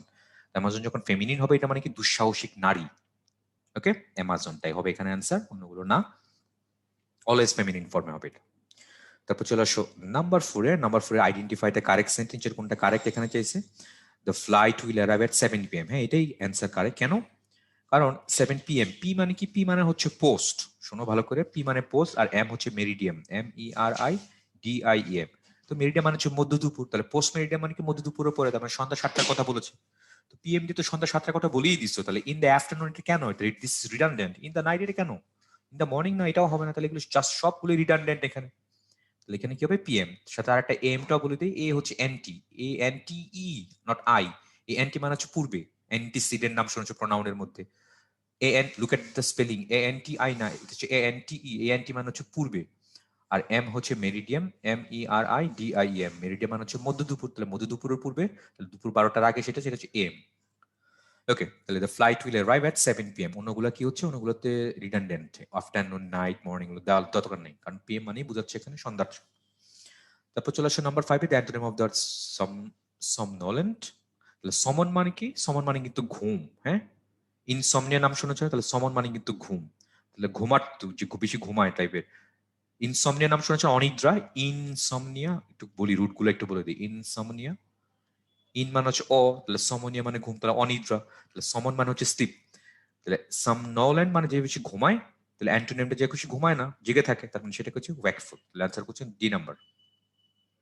ডোরমেন্ট মানে সুপ্ত, স্লাম্বারাস সুপ্ত, ড্রো যে না, এটা ঘুমাতো, এটা হয় না, একটা সিনোনিমস হয়ে যেত। নাম্বার 6 এ দেখি, the synonym of the word recant. Recant মানে অস্বীকার করা, ওরকম কিছু একটা। তাহলে অ্যাবজুরেট অস্বীকার করা, অ্যাভো মানে স্বীকার করা, এসপাউস, কন্টেন্ট সবগুলোই স্বীকার করা, পজিটিভ অর্থে কোনো কিছু বাই ক্রিয়েট করা। তো সেটা কি হবে? অ্যাবজিও, সিনোনিমটা হচ্ছে এখানে নাম্বার 6 মেমোরাইজিং পার্ট এটা। নাম্বার 7 দেখো, নাম্বার 7 রয় হ্যাজ রিকভার্ড এর পরে কি হচ্ছে? ফ্রম হচ্ছে, রিকভার্ড ফ্রম মানে আরোগ্য লাভ করা, Roy has recovered from illness, number 7। Number 8 এ দেখি, লিসিস was sick of idle life. তাহলে সিক অফ অসুস্থ হওয়া, অসুস্থ হয়ে গেছে একদম পুরো, sick of idle, idle life. Idle মানে কি? সে খুব বেশি অকর্মঠ, আইডল একদম পুরো। ওকে, তো নাম্বার 8। তারপর চলে আসে number 9, find out the correct singular form. নিচে সিঙ্গুলার চাইছে এখানে, ক্রাইটেরিয়া, এটা হচ্ছে প্লোরাল, এটা সিঙ্গুলার কি হচ্ছে? ক্রাইটেরিয়ন। তাহলে উএন গুলা চেঞ্জ হয়ে কি হয়? এ হয়। ল্যাটিন বা গ্রিক থেকে আসা শব্দগুলো কত পড়েছে এরকম মনে করে দেখো। মাইট্রোকন্ড্রিয়ন, মাইট্রোকন্ড্রিয়া, ফেনোম্যানন, ফেনোমেনা, টেক্সন ছিল টেক্সা, রাইট? তাহলে উএন চেঞ্জ হয়ে কি হয়? এ হয় সাফিক্সটা। তাহলে এটা হচ্ছে বলছে সিঙ্গুলার চাইছে, কিন্তু আমার তো প্লোরাল দেওয়া আছে, এটা ক্রাইটেরিয়া প্লোরাল। তাহলে ইন্ডেক্স, এটা কিন্তু সিঙ্গুলার আছে, প্লোরাল কি হবে? ইএক্স অথবা আইএক্স গুলা চেঞ্জ হয়ে কি হয়? ICES। তাহলে ইন্ডেক্সটা কি আছে? সিঙ্গুলারে আছে, এটা প্লুরালটা কি হবে? ইনডাইসেস, ইনডাইসেস। তাহলে এটাই সিঙ্গুলারে দেওয়া আছে। এরকম আর কিছু শব্দ বলি, অ্যাপেন্ডিক্স হচ্ছে অ্যাপেন্ডাইসিস, ম্যাট্রিক্স পড়েছো ম্যাট্রাইসিস, এজেন্ডা এর কিছুক্ষণ আগেই তো বললাম এটা হচ্ছে প্লুরালে আছে, এটা সিঙ্গুলার কি ছিল? অ্যাজেন্ডাম। তাহলে অ্যাজেন্ডাম চেঞ্জ হয়ে কি ছিল? অ্যাজেন্ডা। আর ডেটা তো আগেই বললাম, ডেটার সিঙ্গুলারটা কি হচ্ছে? ডেটাম। তাহলে ডেটামটা চেঞ্জ হয়ে কি হচ্ছে? প্লুরাল। এটা প্লুরাল, এটা প্লুরাল, এটাও প্লুরাল, তাহলে সিঙ্গুলার কোনটা আছে? B number. ভালো প্রশ্ন ছিল নাম্বার 9। নাম্বার 10, বিভিন্ন কম্পিটিটিভ পরীক্ষা আসার মতো প্রশ্ন ছিল নাম্বার 9টা। নাম্বার 10 এ দেখি, find out the correct plural of focus, FOCS focus. এটা আরেকটা important, US suffix part US গুলো চেঞ্জ কি হবে? আই হবে, ইউএস গুলো আই। আর আরো অনেক শব্দ আছে পড়েছো দেখো, রেডিয়াস পড়েছিলাম, এই রেডিয়াস বানানটা তোমরা অনেকে ভুল করো, RADIUS। ব্যাসার্ধ, তাহলে ইউএসটা চেঞ্জ হয়ে কি হবে? আই হবে। তাহলে পুরো বানানটা কি দাঁড়ায়? একটা আই তো আগেই ছিল, আর একটা হচ্ছে এখানে আরেকটা আই। তাহলে রেডিয়াই প্লুরালটা কি হবে? আর এ ডি ডাবল আই। ঠিক আছে, যদিও রেডিয়াসেস পাওয়া যায়, রেডিয়াসেস আমেরিকান, তাহলে ফোকাসের প্লুরালটা আমেরিকান, ইংলিশ হচ্ছে ফোকাসেস। আমি বারবার বলছি এগুলো ব্রিটিশ গুলো ফলো করবো। ব্রিটিশটা ফোকাস হচ্ছে ফোসাই, FOCI। লোকাস কি হচ্ছে? LOCI। ঠিক আছে, তারপর আরো কত পড়েছো মনে করো? Alveolus, alveoli, right? এরকম অনেক অনেক অনেক শব্দ ছিল এরকম। রেডিয়াস, রেডিয়া, ফোকাস, ব্যাসিলাস পড়েছিল, ব্যাসিলাই। ফাঙ্গাস ছিল, ফানজাই, রাইট? ইউএস গুলো চেঞ্জ হয়ে কি হবে? আই। নেক্সট নাম্বার 11 এ দেখি, which of the following can be both masculine and feminine? masculine feminine দুটেই হতে পারে, কোনটা? সেটা স্পাউস। ইয়েস, স্পাউস মানে কি? এটা হাজব্যান্ড এন্ড ওয়াইফ, যে কোনো একজনকে বোঝাচ্ছে এখানে। আরেকটা কিছু শব্দ বলি, সেটা হচ্ছে প্যারেন্ট। শব্দ মনে রেখো, এই প্যারেন্ট মানে কি? এটা হয়তো ফাদার, না হলে মাদার, সাচ লাইক দিস, যে কোনো একজন। কিন্তু তুমি যখন এস যুক্ত করবা তখন কিন্তু বাবা মা দুজনকে বোঝাবে। সাচ লাইক স্পাউসেস যখন বলবা তখন হাজব্যান্ড এন্ড ওয়াইফ দুইজনকে বোঝাবে। আর যেহেতু স্পাউস আছে, তাহলে এটা হয়তো হাজব্যান্ড, না হলে যে কোনো একজন। স্পিনস্টার না, ব্যাচেলর স্পিনস্টার এরকম হওয়ার কথা ছিল। অ্যাক্টর, অ্যাক্ট্রেস, গ্যান্ডার গুজ, এটা হওয়ার কথা না, এটা হবে না। তাহলে অ্যান্সার কোনটা হবে? T number. নাম্বার 12 এ দেখি, আইডেন্টিফাই দ্য কারেক্ট সেন্টেন্সের কোনটা কারেক্ট। অ্যাকিউজ অফ মিসস্টেটমেন্ট মানে কি? মিথ্যা। দেখো এখানে ফলস, ফ্রডিউলেন্ট, গ্রস, এই তিনটার সিনোনিমস তুমি বলতে পারো মিসস্টেটমেন্ট। তাহলে এগুলো রিডান্ডেন্ট না? রিপিট এগেইন বলি আমরা কখনো, তাহলে এটা তো রিডান্ডেন্ট, এটাও তো রিডান্ডেন্ট। তাহলে কি হবে? The accused was guilty of misstatement, ভুল স্টেটমেন্ট দেওয়ার জন্য, মানে ফলস স্টেটমেন্ট দেওয়ার জন্য, মিথ্যা কি বলতো, মিথ্যা কোনো কিছু স্বীকার করার জন্য সে কি হয়েছে? অভিযুক্ত হয়েছিল আর কি। Okay, this is number 11, sorry number 12। তারপর আসি নাম্বার 13। নাম্বার 13 এ বলছি কুয়েশন। কুয়েশন মানে কি? দেখো কুই থেকে আসছে, QUIET, শুনছো না শব্দটা? কুই মানে কি? শান্ত বা চুপচাপ। তাহলে সেটা কি এখান থেকে আসছে? কুইসেন্ট। তাহলে এটা বিপরীত শব্দ কি? শান্ত না। তাহলে কি সেটা অ্যাক্টিভ, চুপচাপ না, অ্যাক্টিভ থাকে সবসময়, সবসময় মুভেবল থাকে, এটাই। ইনার্ট, তারপর টর্পিড, লিথার্জিক, সবগুলো কিন্তু এটা সিনোনিমস, কিন্তু অ্যান্টোনিম সেটা হচ্ছে একমাত্র এখানে অ্যাক্টিভ। নাম্বার 13। আর তিনটা প্রশ্ন। নাম্বার 14, নিচে কোনটা সিনোনিম চাইছে? কি? রিকালসিনেট মানে ঘাটতেরা, যে ঘাট কোনো কিছু মানে না, তাহলে সেটা হচ্ছে ডিফায়েন্ট, স্বীকার করা, এটাই হবে। ডোসাইল, কমপ্লায়েন্ট, অ্যামেনেবল, তিনটাই হচ্ছে অ্যান্টোনিম হওয়ার recalcitrant. Number 15, I bought a pair of new shoes which are very similar to, similar পরে টু হয়, অ্যাপ্রোপ্রিয়েট প্রিপোজিশন। সিমিলার টু মানে সদৃশ, মতো, লুক অ্যালাইক যেটা বলি আমরা, similar to a pair I had before। তারপর number 16, you should repent for, রিপেন্টের পরে ফর অনুসূচনা করা, you should be repent for your mistakes, তোমার মিস্টেক, তোমার খারাপ অপকর্মের জন্য অনুসূচনা করতে হবে। এই হচ্ছে নাম্বার 16। তাহলে এই হচ্ছে এখন আমার কাছে ইংলিশ পার্টটুকু। এখন নিবিড় ভাইয়া বাকি পার্টটুকু হয়তো কন্টিনিউ করবে। নিবিড়। আসসালামু আলাইকুম ভাই। ওয়ালাইকুম আসসালাম, প্লিজ কন্টিনিউ। থ্যাংক ইউ ভাই।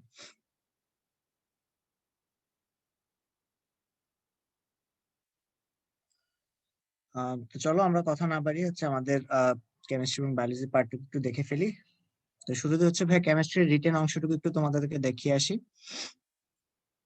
আমাদের প্রশ্নটা যেটা দেওয়া আছে এখানে বলছে, একটি 4 কার্বন বিশিষ্ট সরল শিকল যৌগ বেয়ার পরীক্ষা দেয়। বেয়ার পরীক্ষা কারা দেয় আসলে? এটা দেখে কিন্তু অলরেডি বুঝে যাওয়ার কথা যে আমাদের অসম্পৃক্ত এটা একটা হাইড্রোকার্বন। তার মানে 4 কার্বন বিশিষ্ট যেই থাকুক না কেন সে হচ্ছে একটা অসম্পৃক্ত হাইড্রোকার্বন। ঠিক আছে, অসম্পৃক্ত। এখন সেটা অসম্পৃক্ত হতে পারে মানে কি আমরা বুঝলাম, সেটা একসাথে অ্যালকিনও হতে পারে এবং অ্যালকাইনও কিন্তু হতে পারে, কারণ বোথ অ্যালকিন এবং অ্যালকাইন দুইজনই কিন্তু আমাদের কি অসম্পৃক্ত যৌগ। আর এখানে বলা আছে ডাই অ্যামিন কপার ক্লোরাইড দিয়ে হচ্ছে সে বিক্রিয়া করে কপার অ্যালকাইনাইডের লাল অভিক্ষেপ তৈরি করে। তার মানে এটা দেখে আর বুঝার বাকি নাই যে এটা আসলে শুধুমাত্র কারা দেয়, অ্যালকাইন গুলোই কিন্তু এই বিক্রিয়াটা দেয়। তার মানে এটা আসলে কি 4 কার্বন বিশিষ্ট একটা অ্যালকাইন। এবং যারা হচ্ছে এরকম ধাতব অ্যালকাইনাইড দেয় তারা কিন্তু প্রান্তীয় অ্যালকাইন। ক্লাসের মধ্যে দেখেছিল যে কি কথাটা, প্রান্তীয় অ্যালকাইন। প্রান্তীয় কথাটা মানে কি, যে কোন একটা প্রান্তে কি থাকবে আমাদের অ্যালকাইন গ্রুপটা এরকম যুক্ত থাকবে। তার মানে আমাদের 4 কার্বন বিশিষ্ট যৌগটা আসলে কোনটা? এই যে এইটা যেটা ভাই লিখছি, CH3 CH2 এখানে হচ্ছে CH, এইটা হচ্ছে আমাদের সেই কি 4 কার্বন বিশিষ্ট যৌগটা। তো আমাদেরকে বলছে যে যৌগটি কি এবং বিক্রিয়া সহ লিখো। তো যৌগটা তো এইটা, তো সে আসলে কি কি বিক্রিয়া করতেছে সেটা হচ্ছে আমরা দেখি। সে যদি আমরা চিন্তা করি, সে হচ্ছে প্রথম যে বিক্রিয়াটা যে বেয়ার পরীক্ষা দেয়, হ্যাঁ সে বেয়ার পরীক্ষা দেয়, তখন হচ্ছে পানি আর জার্মান অক্সিজেন যদি আমরা চিন্তা করি, জারিত করতেছে কে? জারিত করতেছে পটাশিয়াম পারম্যাঙ্গানেট, পটাশিয়াম হাইড্রোক্সাইড দিলে সে সাথে সাথে কি তৈরি করবে? CH3 CH2 কার্বন, এখানে কি CH, তার উপরে হাতে হচ্ছে কি আসবে? এখানে OH, এখানেও OH, এখানেও OH, এখানেও কি আমাদের OH। ঠিক আছে, তো এই যৌগটা তৈরি করবে। ঠিক আছে, এটা হচ্ছে আমাদের সেই কি আলটিমেটলি আমাদের বেয়ার পরীক্ষা দিবে। এবং এখান থেকে যদি পরবর্তীতে খেয়াল করো যে এখান থেকে আসলে আমাদের একটু পুনর্বিন্যাস বিক্রিয়াটা হয়। পুনর্বিন্যাস বিক্রিয়াটা হওয়ার মাধ্যমে সে আসলে এরকম টাইপের একটা যৌগ তৈরি করে, যেটা হচ্ছে তোমরা না লিখলেও হবে, কিন্তু লেখাটা হচ্ছে ভালো। আমি বলবো যে আমাদের এরকম টাইপের হচ্ছে একটা যৌগ সে এখান থেকে তৈরি করে, CH2 CH3। ওকে, জাস্ট খালি এখানে কি হয়, আমাদের পানি একটা অপসারিত হয়ে যায়, আর কিছুই না ভাই। এখান থেকে পানি একটা অপসারিত হয়ে যায়, ধরো এখান থেকে হচ্ছে হাইড্রোজেন, এখান থেকে ধরো OH, আর এখান থেকে ধরো হাইড্রোজেন, এটা হচ্ছে অপসারিত হয়ে যায়। বাদ বাকি জিনিসগুলো কিন্তু আমাদের একসাথে থেকে যায় আর কি, এই আর কিছু না। তো এরপরে যে বিক্রিয়াটা আছে যে আমাদের কপার অ্যালকাইনাইড তৈরি করে, সেটা দেখতে কেমন, সেটা হচ্ছে এরকম যে ধরো CH3 CH2 C triple bond CH, তার সাথে কি হচ্ছে ডাই অ্যামিন কপার ক্লোরাইড। তোমাদেরকে জানতে হবে এটা দেখতে কেমন। ডাই অ্যামিন মানে কি, এখানে অ্যামিন কয়টা আছে, দুইটা। ডাই অ্যামিন, কপার মানে হচ্ছে কপার 1 যেহেতু, তাহলে কপার ক্লোরাইড CuCl, এইটা হচ্ছে সেই যৌগ। বিক্রিয়া করলে কি তৈরি করবে, CH3 CH2 C triple bond C, তার সাথে কি এখানে কপার, এই যে এটাকে আমরা বলতেছি কি কপার অ্যালকাইনাইড, তার একটা কি অধক্ষেপ পড়বে, লাল অধক্ষেপ পড়বে। হ্যাঁ, আর বাদ বাকি কি তৈরি হবে এখান থেকে, ওই একটা অ্যামোনিয়া যুক্ত হয়ে যাবে কি এখানে হাইড্রোজেনটার সাথে, তাহলে তৈরি হবে কি অ্যামোনিয়াম। ওই অ্যামোনিয়াম আর ক্লোরিন যুক্ত হয়ে কি তৈরি করবে, অ্যামোনিয়াম ক্লোরাইড। আর আরেকটা অ্যামোনিয়া হচ্ছে একদম নর্মালি মুক্ত অবস্থায় থাকবে, সেটা হচ্ছে অ্যামোনিয়া গ্যাস আকারে এখান থেকে উড়ে চলে যাবে। এই হচ্ছে আমাদের কি সেই টোটাল বিক্রিয়াটা। নেক্সট প্রশ্ন যদি আমরা একটু আসি, বলা হয়েছে যে নিচের বিক্রিয়াগুলো সম্পূর্ণ করো। তো সম্পূর্ণ করি চলো। প্রথমে এখানে কি দেওয়া আছে, একটা হ্যালাইড দেওয়া আছে ইথাইল ব্রোমাইড, তাকে হচ্ছে সোডিয়াম আয়োডাইডের সাথে বিক্রিয়া করলাম। এখানে জাস্ট কিছুই হয় না, জাস্ট খালি প্রতিস্থাপন বিক্রিয়াটা হয়। প্রতিস্থাপন বিক্রিয়া মানে হচ্ছে এখান থেকে আমাদের তৈরি হবে কি CH3 CH2I, মানে ethyl iodide plus sodium bromide NaBr plus. পরেরটা যদি আসি আমাদের 2 নাম্বারটা, সেখানে কি বলছে দেখো, পটাশিয়াম হাইড্রোক্সাইড অ্যালকোহলিক। আর তোমরা জানো যে ক্লাসে দেখেছো অ্যালকোহলিক হলে আমাদের কি রকমের বিক্রিয়া হয়, অপসারণ কিন্তু বিক্রিয়া হয়, তাই না? তাহলে অপসারণ বিক্রিয়ার মাধ্যমে এখানে কি টাইপের যৌগ তৈরি হবে, সেটা হচ্ছে দেখতে এরকম হবে, CH3 CH2, এখান থেকে যাবে কার্বন, উপরে ধর হচ্ছে CH2 আমাদের CH3, এটা হচ্ছে আমাদের এখান থেকে তৈরি হবে। বাদ বাকি পটাশিয়ামটা যুক্ত হবে ক্লোরিনের সাথে, আর হাইড্রোজেন আর OH মিলে কি তৈরি করবে, পানি তৈরি করবে, মানে এখানে একটা অপসারণ বিক্রিয়া হলো। 3 নাম্বার যেটা আছে সেটা কি, অ্যালকোহল যদি আমাদের থায়োনিল ক্লোরাইডের সাথে বা সালফোনিল ক্লোরাইডের সাথে যদি বিক্রিয়া করে, তাহলে এই বিক্রিয়াটা কিভাবে হয়, আমাদের এখান থেকে যে অক্সিজেন পার্টটুকু আছে না ভাই, এটা হচ্ছে আলাদা হয়, এটা আলাদা হয়ে যায়, এই হাইড্রোজেনটা হচ্ছে আলাদা হয়ে যায়। ঠিক আছে, সে কি করে আসলে, এই SO এর সাথে হচ্ছে আমাদের এই অক্সিজেনটা যুক্ত হয়ে সালফার ডাইঅক্সাইড তৈরি করে। ঠিক আছে, এই যে মাঝখানের অক্সিজেন আর SO যুক্ত হয় কি সালফার ডাইঅক্সাইড। হাইড্রোজেন আর HCl তৈরি করে। আর আরেকটা ক্লোরিন হচ্ছে মিথাইলের সাথে বিক্রিয়া করে মিথাইল ক্লোরাইড হচ্ছে সেখান থেকে তৈরি করে। মানে ধাপে ধাপে হচ্ছে ব্যাপারটা ঘটে। আমি যদি তোমাদেরকে একটু ভেঙে ভেঙে দেখে, ব্যাপারটা কিন্তু এরকম আর কি ভাই। দেখো যে CH3, এখানে অক্সিজেন, এখানে ধরো হাইড্রোজেন, আর SOCl2 হচ্ছে লিখবে হচ্ছে এইভাবে করে SO, এখানে ধরো Cl, এখানে ধরো আরেকটা Cl, এই যে এইভাবে করে ভাঙতেছে, মানে এটা দিয়ে একটা যৌগ, এটা দিয়ে আরেকটা যৌগ, আর মাঝখানে SO আর O মিলে কি আমাদের সালফার ডাইঅক্সাইড। এই যে আমি ধরো কানেকশন দিয়ে দিচ্ছি, এটা হচ্ছে এইটা, এইটা হচ্ছে এইটা, আর এইটা হচ্ছে আমাদের এই যৌগটা। ওকে, তারপর যদি আমরা আসি পরবর্তী যে আমাদের যৌগটা 4 নাম্বার, যে আমরা যদি অ্যালকাইনকে যদি এই কাজটা করি, তাহলে এখান থেকে কি হবে, আমাদের জারিত হবে। জারিত হলে তোমরা জানো যে আমাদের কি তৈরি হয়, অক্সালিক অ্যাসিড কিন্তু এখান থেকে তৈরি হয়। এটা জাস্ট তোমরা হচ্ছে একদম হুবহু স্লাইডের মধ্যে তোমরা দেখেছো অ্যালকাইনের জারণ ঘটানোর সময় আর কি যেটা হয়। 4 নাম্বারটা যেটা সেটা কি, ম্যাগনেসিয়াম কার্বাইড, সেটা যদি আমরা পানির সাথে মিশাই দিই, তাহলে সেখান থেকে আমাদের কি তৈরি হচ্ছে, দেখো এখানে কার্বন কয়টা আছে, 3টা। এটা অনেকটা মিলাবা কার সাথে, মনে আছে যে ক্যালসিয়াম কার্বাইড যদি পানির সাথে বিক্রিয়া করে, সেখান থেকে তৈরি করে কি, মনে আছে ক্যালসিয়াম হাইড্রোক্সাইড, আর সাথে কি তৈরি করে C2H2, মনে আছে যে অ্যালকাইন তৈরি করে। কার্বন হচ্ছে এখানে আমাদের 2টা, দ্যাটস হচ্ছে আমাদের 2 কার্বন বিশিষ্ট একটা অ্যালকাইন তৈরি হয়েছিল। যেহেতু এখানে কার্বন হচ্ছে কি আমাদের 3টা, তাহলে 3 কার্বন বিশিষ্ট অ্যালকাইন তৈরি হবে। 3 কার্বন বিশিষ্ট অ্যালকাইন দেখতে কেমন, এই যে ভাই এরকম CH3 C ট্রিপল বন্ড দেন CH, এটা তৈরি হবে, সাথে ম্যাগনেসিয়াম হাইড্রোক্সাইড তৈরি হবে MgOH2। ঠিক আছে, এই হচ্ছে আমাদের সেই বিক্রিয়াটা। তো কোনো কিছুর ধাতব কার্বাইডের সাথে যদি আমরা পানি মিশিয়ে দিচ্ছি, তখন হচ্ছে আমাদের সেখান থেকে অ্যালকাইন নামক বস্তু কিন্তু সেখান থেকে তৈরি হয়। নেক্সট প্রশ্ন যদি আমরা আসি, বলা হচ্ছে যে গ্রিগনাইট বিক্রিয়া থেকে কিভাবে মিথেন প্রস্তুত করা যায়। খুবই ইজি ব্যাপার।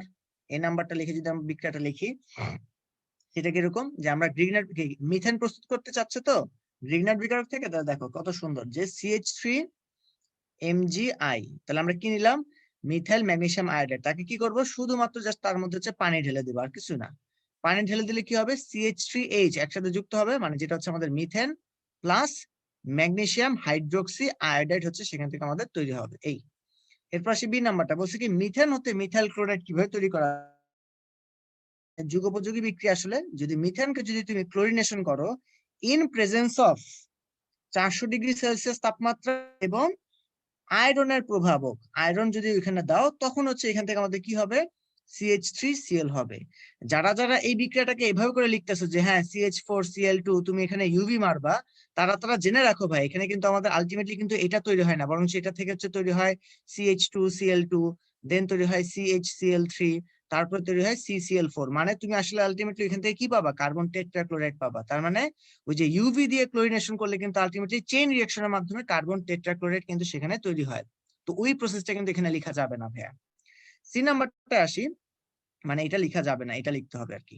তাহলে সি নাম্বার বলছে কি মিথেন শনাক্তকারী পরীক্ষাটা লেখো। মিথেন শনাক্তকরণ করার জন্য হচ্ছে আমরা যেটা করতে পারি, মিথেন আমরা জানি যে আমাদের যখন এটা ওজনের সাথে বিক্রিয়া করে, ওজনের সাথে বিক্রিয়া করলে সে হচ্ছে আমাদের মিথানল তৈরি করে, এবং যেই মিথানলের হচ্ছে কি থাকে ভাই, একটা ঝাঁঝালো গন্ধ থাকে, যে ঝাঁঝালো গন্ধ দেখে আমরা বুঝতে পারি এটার কি থাকে, একটা ঝাঁঝালো গন্ধ, ঝাঁঝালো গন্ধ। যে গন্ধটা দেখে আমরা বুঝতে পারি যে হ্যাঁ আমাদের নমুনার মধ্যে কে ছিল, মিথেন ওইখানে ছিল। তারপরে সে আমাদের কি কোপ সংশ্লেষণ, তোমরা অনেকে হচ্ছে কোপ সংশ্লেষণের সাথে কোপ বিক্রিয়া হচ্ছে মিলায় ফেলো। তো দুইটার মধ্যে একটু ভাই পার্থক্য বলে দিচ্ছি। কোপ বিক্রিয়া কিন্তু আসলে কোনটা, আমাদের কোপ বিক্রিয়া হচ্ছে যখন হচ্ছে আমরা ফেনলকে কার্বক্সিলেশন করি, ফেনলকে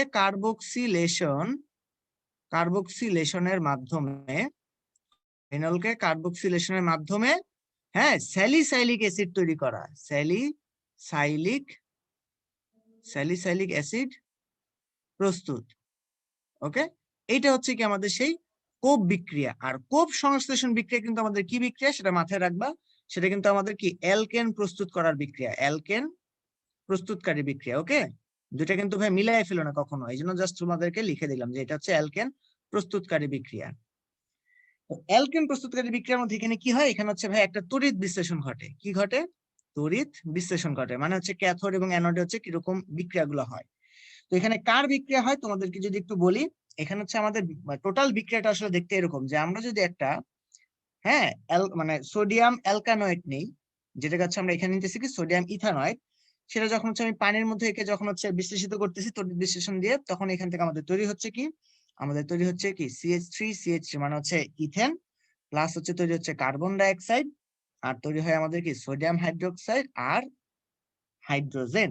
এইটা তৈরি হয় আমাদের কোথায়, অ্যানোডে, হয় আমাদের কোথায়, ক্যাথোডে। এইটা হচ্ছে আমাদের মেইনলি বিক্রিয়া।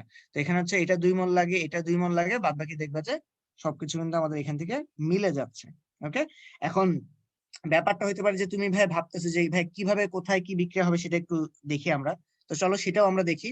এখানে আলটিমেটলি আমাদের কি হচ্ছে দেখো, এটা ভাঙতেছে কিভাবে, তড়িৎ বিশ্লেষণের মতো ভাই, CH3 বলো মাইনাস আর সোডিয়াম প্লাস, এখানে ভাঙতেছে এটা কিভাবে H প্লাস আর OH মাইনাস। এখানে যেটা হয় আমাদের অ্যানোডে যেটা ঘটে, এই যে 2 মোল CH3COO মাইনাস, এটা কি করে, এই সুন্দর মতো হচ্ছে আমাদের 2টা ইলেকট্রন হচ্ছে ছেড়ে দেয়, আর সে হচ্ছে সাথে সাথে আমাদের কি তৈরি করে, CH3 মানে হচ্ছে ইথেন তৈরি করতেছে, আর কার্বন ডাই অক্সাইড কয় মোল তৈরি করতেছে, 2 মোল, বাস এটা হয়। আর ক্যাথোডে যে বিক্রিয়াটা হয় সেটা কি, ক্যাথোডে যেটা হচ্ছে ওই যে আমাদের যে সোডিয়াম যেটা আছে, সেই সোডিয়ামটা হচ্ছে আলটিমেটলি আমাদের কি করে, 2টা ইলেকট্রন নেয়, 2টা ইলেকট্রন নিয়ে এসেছে, সে 2 মোল সোডিয়ামে হচ্ছে কনভার্ট হয়ে যাচ্ছে। 2 মোল সোডিয়ামে কনভার্ট হয়ে গেলে আলটিমেটলি এই সোডিয়ামটা থেকে আমাদের জমা হচ্ছে, কিন্তু এই সোডিয়ামটা আসলে কোথায় থাকে, পানির মধ্যে থাকে। তো সোডিয়াম যেহেতু হচ্ছে খুবই রিয়েক্টিভ একটা ধাতু, দ্যাটস ওয়াই সে হচ্ছে আমাদের বিক্রিয়া করে কি তৈরি করতেছে, সে হচ্ছে এখানে সোডিয়াম হাইড্রোক্সাইড আর হাইড্রোজেন সে তৈরি করে ফেলতেছে। দ্যাটস ওয়াই হচ্ছে আমরা কি বলতেছি যে আমাদের ক্যাথোডে কে কে তৈরি হচ্ছে, সোডিয়াম হাইড্রোক্সাইড আর হাইড্রোজেন কিন্তু এখানে আমাদের তৈরি হচ্ছে। ওকে, এখানে হচ্ছে লাগবে 2 মোল আর কি, এখানে এটা লাগবে 2 মোল, তাহলে কিন্তু আমাদের সমতাকরণ হয়ে গেল। তো এই জন্য মনে রাখবা যে আমাদের ক্যাথোডে তৈরি হচ্ছে কি এই 2 ভদ্রলোক, কাদেরকে ধরো হচ্ছে একটু লাল কালি দিয়ে মার্ক করে দেই, এই যে এই দুজন হচ্ছে কি আমাদের ক্যাথোড অ্যানোডে তৈরি হচ্ছে, আর এই দুজন হচ্ছে আমাদের কি ক্যাথোডে তৈরি হচ্ছে। আমাদের শেষ যে বিক্রিয়াটা মানে প্রশ্নটা যেটা আছে রিটেনের জন্য কেমিস্ট্রি, সেটা দেখো, একটি যৌগ উডস বিক্রিয়ার ফলে বিউটেন উৎপন্ন করে, উডস বিক্রিয়ার ফলে, ঠিক আছে, এবং যৌগটি দুর্গন্ধযুক্ত কার্বিল অ্যামিন উৎপন্ন করতে পারে। হ্যাঁ, একটা হচ্ছে বিউটেন, আবার কি ওই যৌগটা হচ্ছে আবার কি করতে পারে, দুর্গন্ধযুক্ত কার্বিল অ্যামিন বিক্রিয়া দিতে পারে আর কি। যৌগটি কি? এখন দেখো, তোমার মাথায় ভাই যেটা রাখতে হবে, কার্বিল অ্যামিন পরীক্ষায় কি কি লাগে তোমরা কি জানো? কার্বিল অ্যামিন পরীক্ষায় কি কি লাগে? কার্বিল অ্যামিন পরীক্ষায় কিন্তু হচ্ছে আমাদের আলটিমেটলি একটা হ্যালাইড যৌগ কিন্তু লাগবে। হ্যালাইড যৌগ ছাড়া কিন্তু আমরা পারবো না। তাহলে দেখো বিক্রিয়াটা আসলে কিরকম। বিক্রিয়াটা যেহেতু হচ্ছে C4, দ্যাট মিনস এখানে কয়টা কার্বন আছে? 4টা কার্বন আছে। যদি 4টা কার্বন থাকে তার মানে কি 2 কার্বন বিশিষ্ট অ্যালকাইল হ্যালাইড নিতে হবে। দ্যাট মিনস কি CH3 CH2X। সেটা যখন আমাদের বিক্রিয়া করতেছে কার সাথে? 2 মোল সোডিয়ামের সাথে। এটা হচ্ছে লাগবে 2 মোল। তখন শুষ্ক ইথার হচ্ছে এখানে আমাদের থাকবে, তার উপস্থিতিতে এখানে আমাদের তৈরি হবে কি? তৈরি হবে CH3 CH2 CH2 CH3, এইটা প্লাস কি সোডিয়াম হ্যালাইড, এটা হচ্ছে 2 মোল তৈরি হবে। তার মানে সোডিয়ামের কাজটা কি? সোডিয়ামের কাজটা হচ্ছে সুন্দর মতো এখান থেকে কাকে নিয়ে যাওয়া, চুরি করে হ্যালোজেনটাকে নিয়ে যাওয়া, বাদ বাকি যে আমাদের বিউটিনটা তৈরি হলো। এবং এই যৌগটাই কি দুর্গন্ধযুক্ত কার্বিল অ্যামিন যৌগ তৈরি করতে পারে। তাহলে দেখো কিভাবে সে তৈরি করে, মনে রাখবা ভাইয়া, CH3 CH2X, এটাকে যদি আমরা সিলভার সায়ানাইড দিয়ে বিক্রিয়া ঘটাই এবং সেখানে যদি আমরা একটু হিট দেই, হিট দেওয়ার সাথে সাথে সেখান থেকে সে কি তৈরি করবে? CH3 CH2NC তৈরি করবে, মানে আইসোসায়ানাইড তৈরি করবে এবং সিলভার হ্যালাইড সে তৈরি করবে। তখন হচ্ছে এই যৌগটাকে আমরা কি বলতেছি? আমাদের কার্বিল অ্যামিন যৌগ। এই যৌগটাই কি আমাদের কার্বিল অ্যামিন যৌগ, বা যেটা হচ্ছে আমরা অন্যভাবে বলি কি আইসোসায়ানাইড যৌগ, আইসোসায়ানাইড বা আইসো নাইট্রাইল, যেটাই কিনা বলো, আইসো নাইট্রাইল, যেটা তোমাদের ইচ্ছা। কিন্তু যৌগটা আসলে কি যৌগ? কার্বিল অ্যামিন যৌগ। এবং এটারই কি তৈরি হবে? একটা বিশ্রী একটা গন্ধ তৈরি হবে আর কি, ঠিক আছে। এবং মনে রাখবা, শুধুমাত্র সিলভার সায়ানাইড দিয়ে কিন্তু এই বিক্রিয়াটা হওয়া সম্ভব। তুমি যদি এখানে পটাশিয়াম সায়ানাইড বা সোডিয়াম সায়ানাইড বা অন্য কোনো ধাতুর সায়ানাইড দাও, তাহলে কিন্তু এখানে আমাদের আইসো হবে না, তৈরি হবে, মানে তৈরি হতো ইথাইল সায়ানাইড, এরকম তৈরি হতো। কিন্তু যদি সিলভার সায়ানাইড দাও, তখনই কেবলমাত্র হচ্ছে আমাদের ইথাইল আইসোসায়ানাইড হচ্ছে এখান থেকে আমাদের প্রডিউস হবে।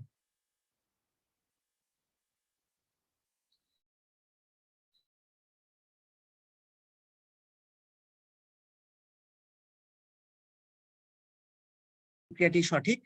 তো এই বিক্রিয়ার মধ্যে কি দেখতে পাচ্ছ, যে তোমাদের হচ্ছে ক্লাসে হচ্ছে ভাইয়াও বলছিলাম যে জিঙ্কের কাজটা কি? জিঙ্কের কাজ হচ্ছে গিয়ে সবসময় হ্যালোজেন আর অক্সিজেন হচ্ছে চুরি করে নিয়ে যাওয়া, এই দুটো হচ্ছে তার কাজ।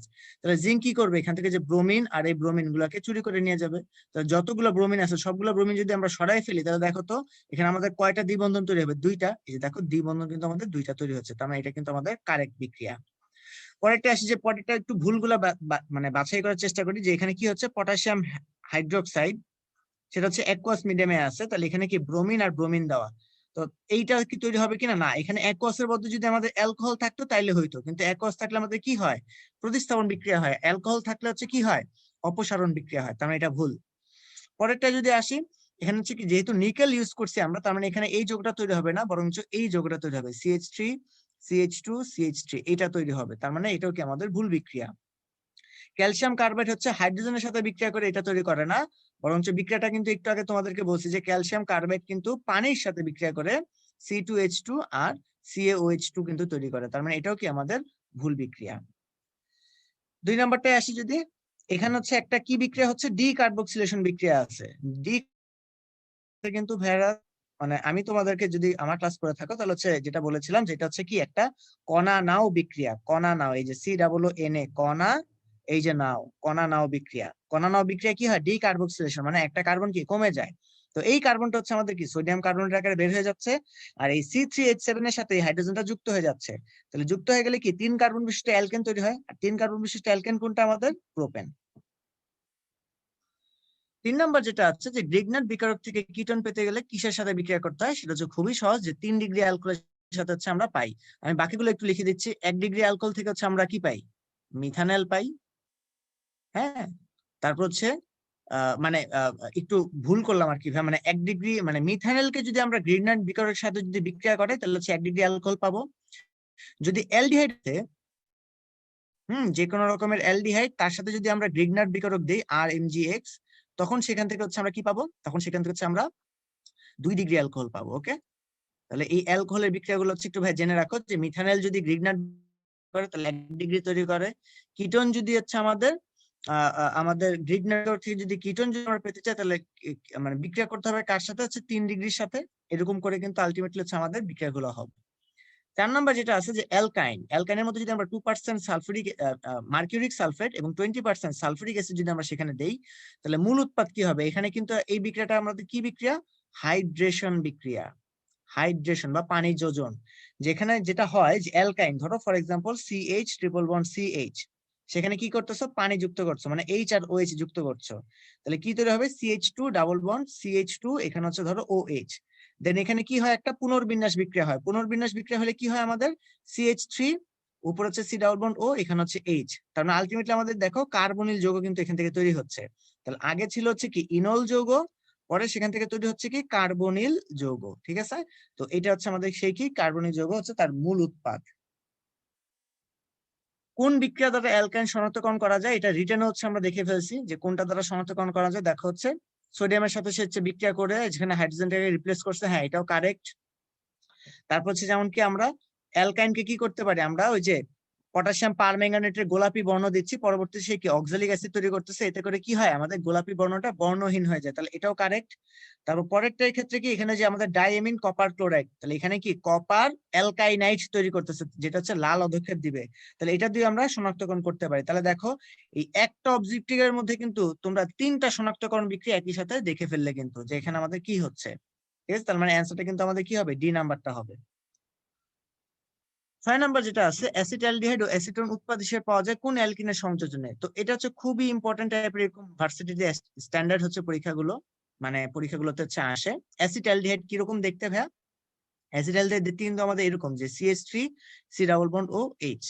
আর অ্যাসিটোন দেখতে কেমন? অ্যাসিটোন দেখতে কিন্তু এরকম যে CH3 C ডাবল বন্ড ও CH3। এখন দুইটাকে তুমি কি করবে ভাইয়া জানো? মুখোমুখি রাখবা। এই যে কার্বন মানে কার্বনিল গ্রুপ গুলাকে কিসে রাখবা? মুখোমুখি রাখবা। তাহলে দেখো আমি ওইটাই করতেছি, মুখোমুখি রাখতেছি। হ্যাঁ, এখানে ধরো CH3, এখানে ধরো CH3, তারপর কি করবা? দুজনের মধ্যে হচ্ছে একটা ঠুয়া লাগাই দিবা। ঠুয়া মানে হচ্ছে এটাকে আমরা বলি যে ফিউশন। ফিউশন করে দিলে বা জোড়া লাগাই দিলে ব্যাপারটা দেখতে কেমন হচ্ছে? এরকম হচ্ছে না যে অক্সিজেন গুলাকে গায়েব করে দিবা, বাদ বাকি জিনিসগুলো হচ্ছে এরকম হাতে হাতে লিখে ফেলবা। তাহলে এই যে যে যৌগটা তুমি পেলা না এখান থেকে, এই যৌগটা হচ্ছে কি, তুমি যদি এটাকে ওজোনালাইসিস করো, এটাকে ওজোনালাইসিস করলে বা ওজনীকরণ করলে তুমি হচ্ছে অ্যাসিটালডিহাইড আর উৎপাদ হিসেবে পাবা। তাহলে এই যৌগটার নাম কি? দেখতেই পাচ্ছ, এটা হচ্ছে কি আমাদের 2 মিথাইল বিউট 2 ইন। তাহলে অ্যান্সারটা হচ্ছে কি সি। 7 নম্বর হচ্ছে অ্যালকাইন হতে অ্যালকিন কি, সেটা হচ্ছে তোমাদের যে জানার কথা, সেটা হচ্ছে কি প্যালাডিয়াম। কারণ সেখানে বেরিয়াম সালফেট যদি তুমি না দাও তাহলে সে প্যালাডিয়ামকে কি করতে পারবে না? সে হচ্ছে থামায় ফেলতে পারবে না। তাহলে এটা হচ্ছে কি আমাদের প্রভাবক বিষ হিসেবে কাজ করে, প্রভাবক বিষ হিসেবে সে কাজ করে। ওকে, আর যদি দাও বা শুধু প্যালাডিয়াম দাও বা যদি এরকম কাজ করো তাহলে কিন্তু অ্যালকাইন থেকে অ্যালকিন তৈরি হবে না, বরঞ্চ অ্যালকাইন থেকে সে অ্যালকেন তৈরি করে ফেলবে। কিন্তু তুমি যদি অ্যালকিনে এসে তাকে থামাইতে চাও তাহলে অবশ্যই সেখানে কি বেরিয়াম সালফেট আছে। এখানে দেখতেই পাচ্ছ যে আমাদের এখানে কি OH গ্রুপটা হচ্ছে সরে যাচ্ছে, এখানে হচ্ছে HX এর হাইড্রোজেনটা হচ্ছে প্রবেশ করতেছে আর পানিটা হচ্ছে বের হয়ে যাচ্ছে। তাহলে এটা আসলে আমাদের কি রকম? এটা হচ্ছে নিরোধন একটা বিক্রিয়া। আর এখানে নিরোধক হিসেবে কে আছে? দেখো তিনজন কিন্তু কেউই আমাদের কি না, নিরোধক না। একমাত্র নিরোধককে এখানে অ্যালুমিনিয়াম অক্সাইড, কারণ সে হচ্ছে কি একটা যৌগ থেকে কি করছে? পানি অপসারণ করে ফেলছে। 9 নম্বর আসি গ্রিগনাট বিকারক থেকে অ্যাসিড পাওয়ার জন্য প্রয়োজন কি? এই যে খুবই সহজ ভাই, আর MgX কি করবা তুমি? তার মধ্যে হচ্ছে কার্বন ডাইঅক্সাইড ঝুলাই দিবা, মানে মানে যুক্ত করে দিবা আর কি। তাহলে কি তৈরি হবে? কার্বনের সাথে যে কার্বন ডাইঅক্সাইডটা এইভাবে করে যুক্ত হচ্ছে। হ্যাঁ, তারপর হচ্ছে কি করতে হয়? এখানে জাস্ট খালি একটু পানি মারতে হয়, পানি দিলেই কি হয়ে যায়? RCOOH plus magnesium hydroxy halide তৈরি হয়ে যায়। এই যে দেখো অ্যাসিড তৈরি হয়ে যাচ্ছে। তাহলে অ্যাসিড পাওয়ার জন্য আমাদের কি প্রয়োজন? কার্বন ডাইঅক্সাইড প্রয়োজন। কারণ কার্বন ডাইঅক্সাইড সাথে যদি বিক্রিয়া না করে তাহলে এই কার্বক্সি মূলকটা কিন্তু এখানে আমাদের কি করা যাবে না? তৈরি করা যাবে না। নাম্বার 10, কার্বনিল যৌগ থেকে যদি অ্যালকিন পেতে চাই তাহলে হচ্ছে আমাদের কি করা লাগে? ক্লিমেনসন বিজারণ। এবং ক্লিমেনসন বিজারণে মনে রাখবা কার্বনিল গ্রুপটাকে সে কিসে কনভার্ট করে ফেলে? সে হচ্ছে মিথিলিন গ্রুপে হচ্ছে কনভার্ট করে ফেলে। ওকে, যেখানে হচ্ছে আমরা ক্লিমেনসন বিজারক হিসেবে কাকে ইউজ করি? জিঙ্ক অ্যামালগামকে ইউজ করি। ওকে, খুবই পাওয়ারফুল একটা হচ্ছে আমাদের বলতে পারো যে বিজারক, যেটা দিয়ে আমরা কি করতে পারি? কার্বনিল যৌগ থেকে অ্যালকেন প্রস্তুত করে ফেলতে পারি। ঠিক আছে, তো এই ছিল ভাইয়া কেমিস্ট্রি পোর্শনটুকু। এবার হচ্ছে তোমাদের একটু বায়োলজি যে এমসিকিউ যেগুলো আছে সেগুলো হচ্ছে একটু ঝটপট আমরা সলভ করে ফেলি। সেখানে দেখো প্রথম যেটা আছে, নিচের কোনটি মেন্ডেলের প্রথম সূত্রের ব্যতিক্রম নয়? প্রথম সূত্রর যে ব্যাপারটা আছে সেখানে কিন্তু তোমরা সবাই জানো যে 3:1 অনুপাতে কিন্তু আমাদের ওই F1 যৌগগুলো আর কি হয়ে থাকে, সরি F1 তো না, F2 যৌগগুলো আর কি হয়ে থাকে, মানে আমাদের সেকেন্ড জেনারেশন আর কি। তো যেটা দেখা যায় যে আমাদের অসম্পূর্ণ প্রকটতা, সমপ্রকটতা, মারণ জিন এই সবগুলো কিন্তু আমাদের কি প্রথম সূত্রের ব্যতিক্রম। সবগুলো তো মোটামুটি হচ্ছে আমাদের, এটা তো হচ্ছে 2:1:1, এটা তো সমপ্রকটতা হচ্ছে 2:1:1, মানে 1:2:2, আর মারণ জিনের ক্ষেত্রে তো শুধুমাত্র হচ্ছে 1:2 হয়। কারণ আরেকটা হচ্ছে পুরোপুরি ভাবে মরে যায় আর কি, যে বাচ্চাটার মধ্যে হচ্ছে একই সাথে হচ্ছে দুইটা লিথাল জিন থাকে।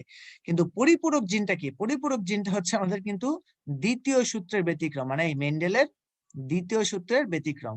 ওকে, যেটা হচ্ছে এপিস্ট্যাসিস হিসেবে আমরা চিনে থাকি আর কি। তো এই জন্য হচ্ছে এটা হচ্ছে আমাদের অ্যান্সার না, বাকি তিনটা কিন্তু আমাদের অ্যান্সার। 2 নম্বর আসি, F2 জন্যের একটি হেটেরোজাইগাস জীবের সাথে পিতৃ-মাতৃবংশীয় এক সদস্যের সংকরায়নকে আমরা কি বলি? দেখো F1 জন্য আমরা কেমনে পাই? মাকে নেই, বাবাকে নেই, তাদের ক্রসের মাধ্যমে হচ্ছে যেটা তৈরি হয় সেটা হচ্ছে F1 এর মধ্যে নিজেদের মধ্যে যদি ক্রস হয় তখন হচ্ছে তৈরি হয় কি F2, হ্যাঁ, তারপর হচ্ছে F3, এরকম করে জেনারেশন আসে। এখন তুমি কি করলা, F1 জনের সাথে ব্যাকের মানে প্রিভিয়াস মানে পূর্বের কোন একজনের সদস্যের সাথে তুমি যদি হাইব্রিডাইজেশন করতে চাও, হ্যাঁ, তুমি যদি হচ্ছে তাদের মধ্যে ক্রস করতে চাও, তখন ওইটাকে আমরা বলে থাকি কি ব্যাক ক্রস। ব্যাক ক্রস বুঝা গেছে ভাই? তো মানে পেছনের দিকে হচ্ছে যাওয়া, দ্যাটস এটাকে আমরা বলে থাকি কি ব্যাক ক্রস। ওকে, কারণ আমরা F1 জন্য কিন্তু পাই হচ্ছে পিতৃ মাতৃ বংশ কিন্তু পরের জেনারেশন থেকে। তাহলে যদি পিতৃ মাতৃ বংশ থেকে একজনকে নিয়ে যদি তার সাথে হচ্ছে আমি যদি ক্রস করাই, তখন হচ্ছে এটা আমরা বলবো কি ব্যাক ক্রস, মানে পেছনের দিকে যেতে হচ্ছে আর কি। জাইগোটের পর্যায়ক্রমিক মাইটোসিস বিভাজনকে আমরা কি বলি? মাইটোসিস বিভাজনকে আমরা বলে থাকি ক্লিভেজ। যেমন একটা সেল যখন থাকে তখন হচ্ছে সেলের ধরো এই প্রান্তটা থেকে ক্লিভেজটা শুরু হয়, ক্লিভেজটা শুরু হওয়ার সাথে সাথে কি হয়, এখানে হচ্ছে একটু একটা জায়গায় ডেবে যায়, ওই যে জায়গাটা ডেবে যাচ্ছে ওই জায়গাটা কি হচ্ছে ক্রমশ হচ্ছে সে আরো কি ডেবে যাচ্ছে। তো ডেবে যাচ্ছে, একটা সার্টেন লেভেল পরে গিয়ে কি হয়, সেই দুইটা হচ্ছে আলাদা হয়ে যায়। এই ক্লিভেজ তৈরি হওয়ার মাধ্যমে কিন্তু মাইটোসিস বিভাজনটা কিন্তু একসাথে একটা জায়গা থেকে আরেকটা জায়গায় আমাদের ঘটতে থাকে। ওকে, নাম্বার 4 যেটা, সংকর জীবে যখন দুটি বিপরীতধর্মী জিনের দুটো বৈশিষ্ট্য সমানভাবে প্রকাশিত হয় তখন হচ্ছে আমরা সেটাকে কি বলি? সমপ্রকটতা বলি। কারণ দেখতেই পাচ্ছ নামের মধ্যে কিন্তু এই কথাটা আছে, সম মানে একই, প্রকটতা মানে কি তার মধ্যে ওই প্রকট জিনিসটা একই ভাবে আছে। তাহলে আমরা কি বললাম, সংকর জীবে যখন দুটি বিপরীতধর্মী জিনের দুটি বৈশিষ্ট্য যদি সমানভাবে প্রকাশ হয়, ধরো হচ্ছে কোন একটা জিন হচ্ছে এরকম এক্স আর এক্স আছে, যেখানে বড় হাতের এক্সটা দিয়ে বোঝাচ্ছে সে হচ্ছে লাল কালার দেখাবে, আর এক্সট্রা দিয়ে বোঝাচ্ছে সে হচ্ছে সাদা কালার, হচ্ছে কোন একটা কালার দেখাবে কোন একটা স্পেসিফিক প্রোটিনের। তো যেহেতু লালও হবে না সাদাও হবে না, দুইটাই একসাথে প্রকাশিত হবে, দুইটাই যদি সমানভাবে প্রকাশিত হয় তাহলে দেখতে কেমন হবে? সে পিঙ্ক কালারের হবে। এইটাই হচ্ছে কি আমাদের সেই সমপ্রকটতা, মানে দুইটা বৈশিষ্ট্য কি হচ্ছে সমানভাবে হচ্ছে প্রকাশিত হচ্ছে। তো লালও এক্সপ্রেস করবে সাদাও হচ্ছে এক্সপ্রেস করবে, দুইটা একসাথে মিশে কি হয়ে গেল, পিঙ্ক কালার হয়ে গেল, এরকমটাই। নাম্বার 5 যেটা হচ্ছে যে যেই প্রক্রিয়া জাইগোট জরায়ুর এন্ডোমেট্রিয়ামে সংস্থাপিত হয় সেটাকে আমরা বলে থাকি ইমপ্ল্যান্টেশন। হ্যাঁ, সেটাকে আমরা কি বলে থাকি? ইমপ্ল্যান্টেশন, মানে ইমপ্ল্যান্ট করা, মাতৃ বা মায়ের জরায়ুর মধ্যে হচ্ছে সেই জিনিসটা হচ্ছে আমাদের কি ইমপ্ল্যান্ট করে ফেলা, পরবর্তীতে সেখান থেকে হচ্ছে মায়ের গর্ভে হচ্ছে বাচ্চাটা আর কি আমাদের আস্তে আস্তে আস্তে আস্তে সে হচ্ছে ভ্রূণ থেকে আস্তে আস্তে সে বড় হতে থাকবে। নাম্বার 6 যেটা, যে ডিম্বাশয়ের প্রধান কাজ কি? ডিম্বাশয়ের প্রধান কাজ হচ্ছে ডিম্বাণু তৈরি করা। একটা সার্টেন লেভেল পর পর হচ্ছে সে কি তৈরি করবে? ডিম্বাণুটা তৈরি করবে। সে নিষেকের অপেক্ষায় থাকে, যদি নিষেক না হয় তা পরবর্তীতে হচ্ছে সেটা হচ্ছে আমাদের কি ওই রজচক্রের মাধ্যমে হচ্ছে পরবর্তীতে সে হচ্ছে নিঃসরিত হয়ে যাচ্ছে।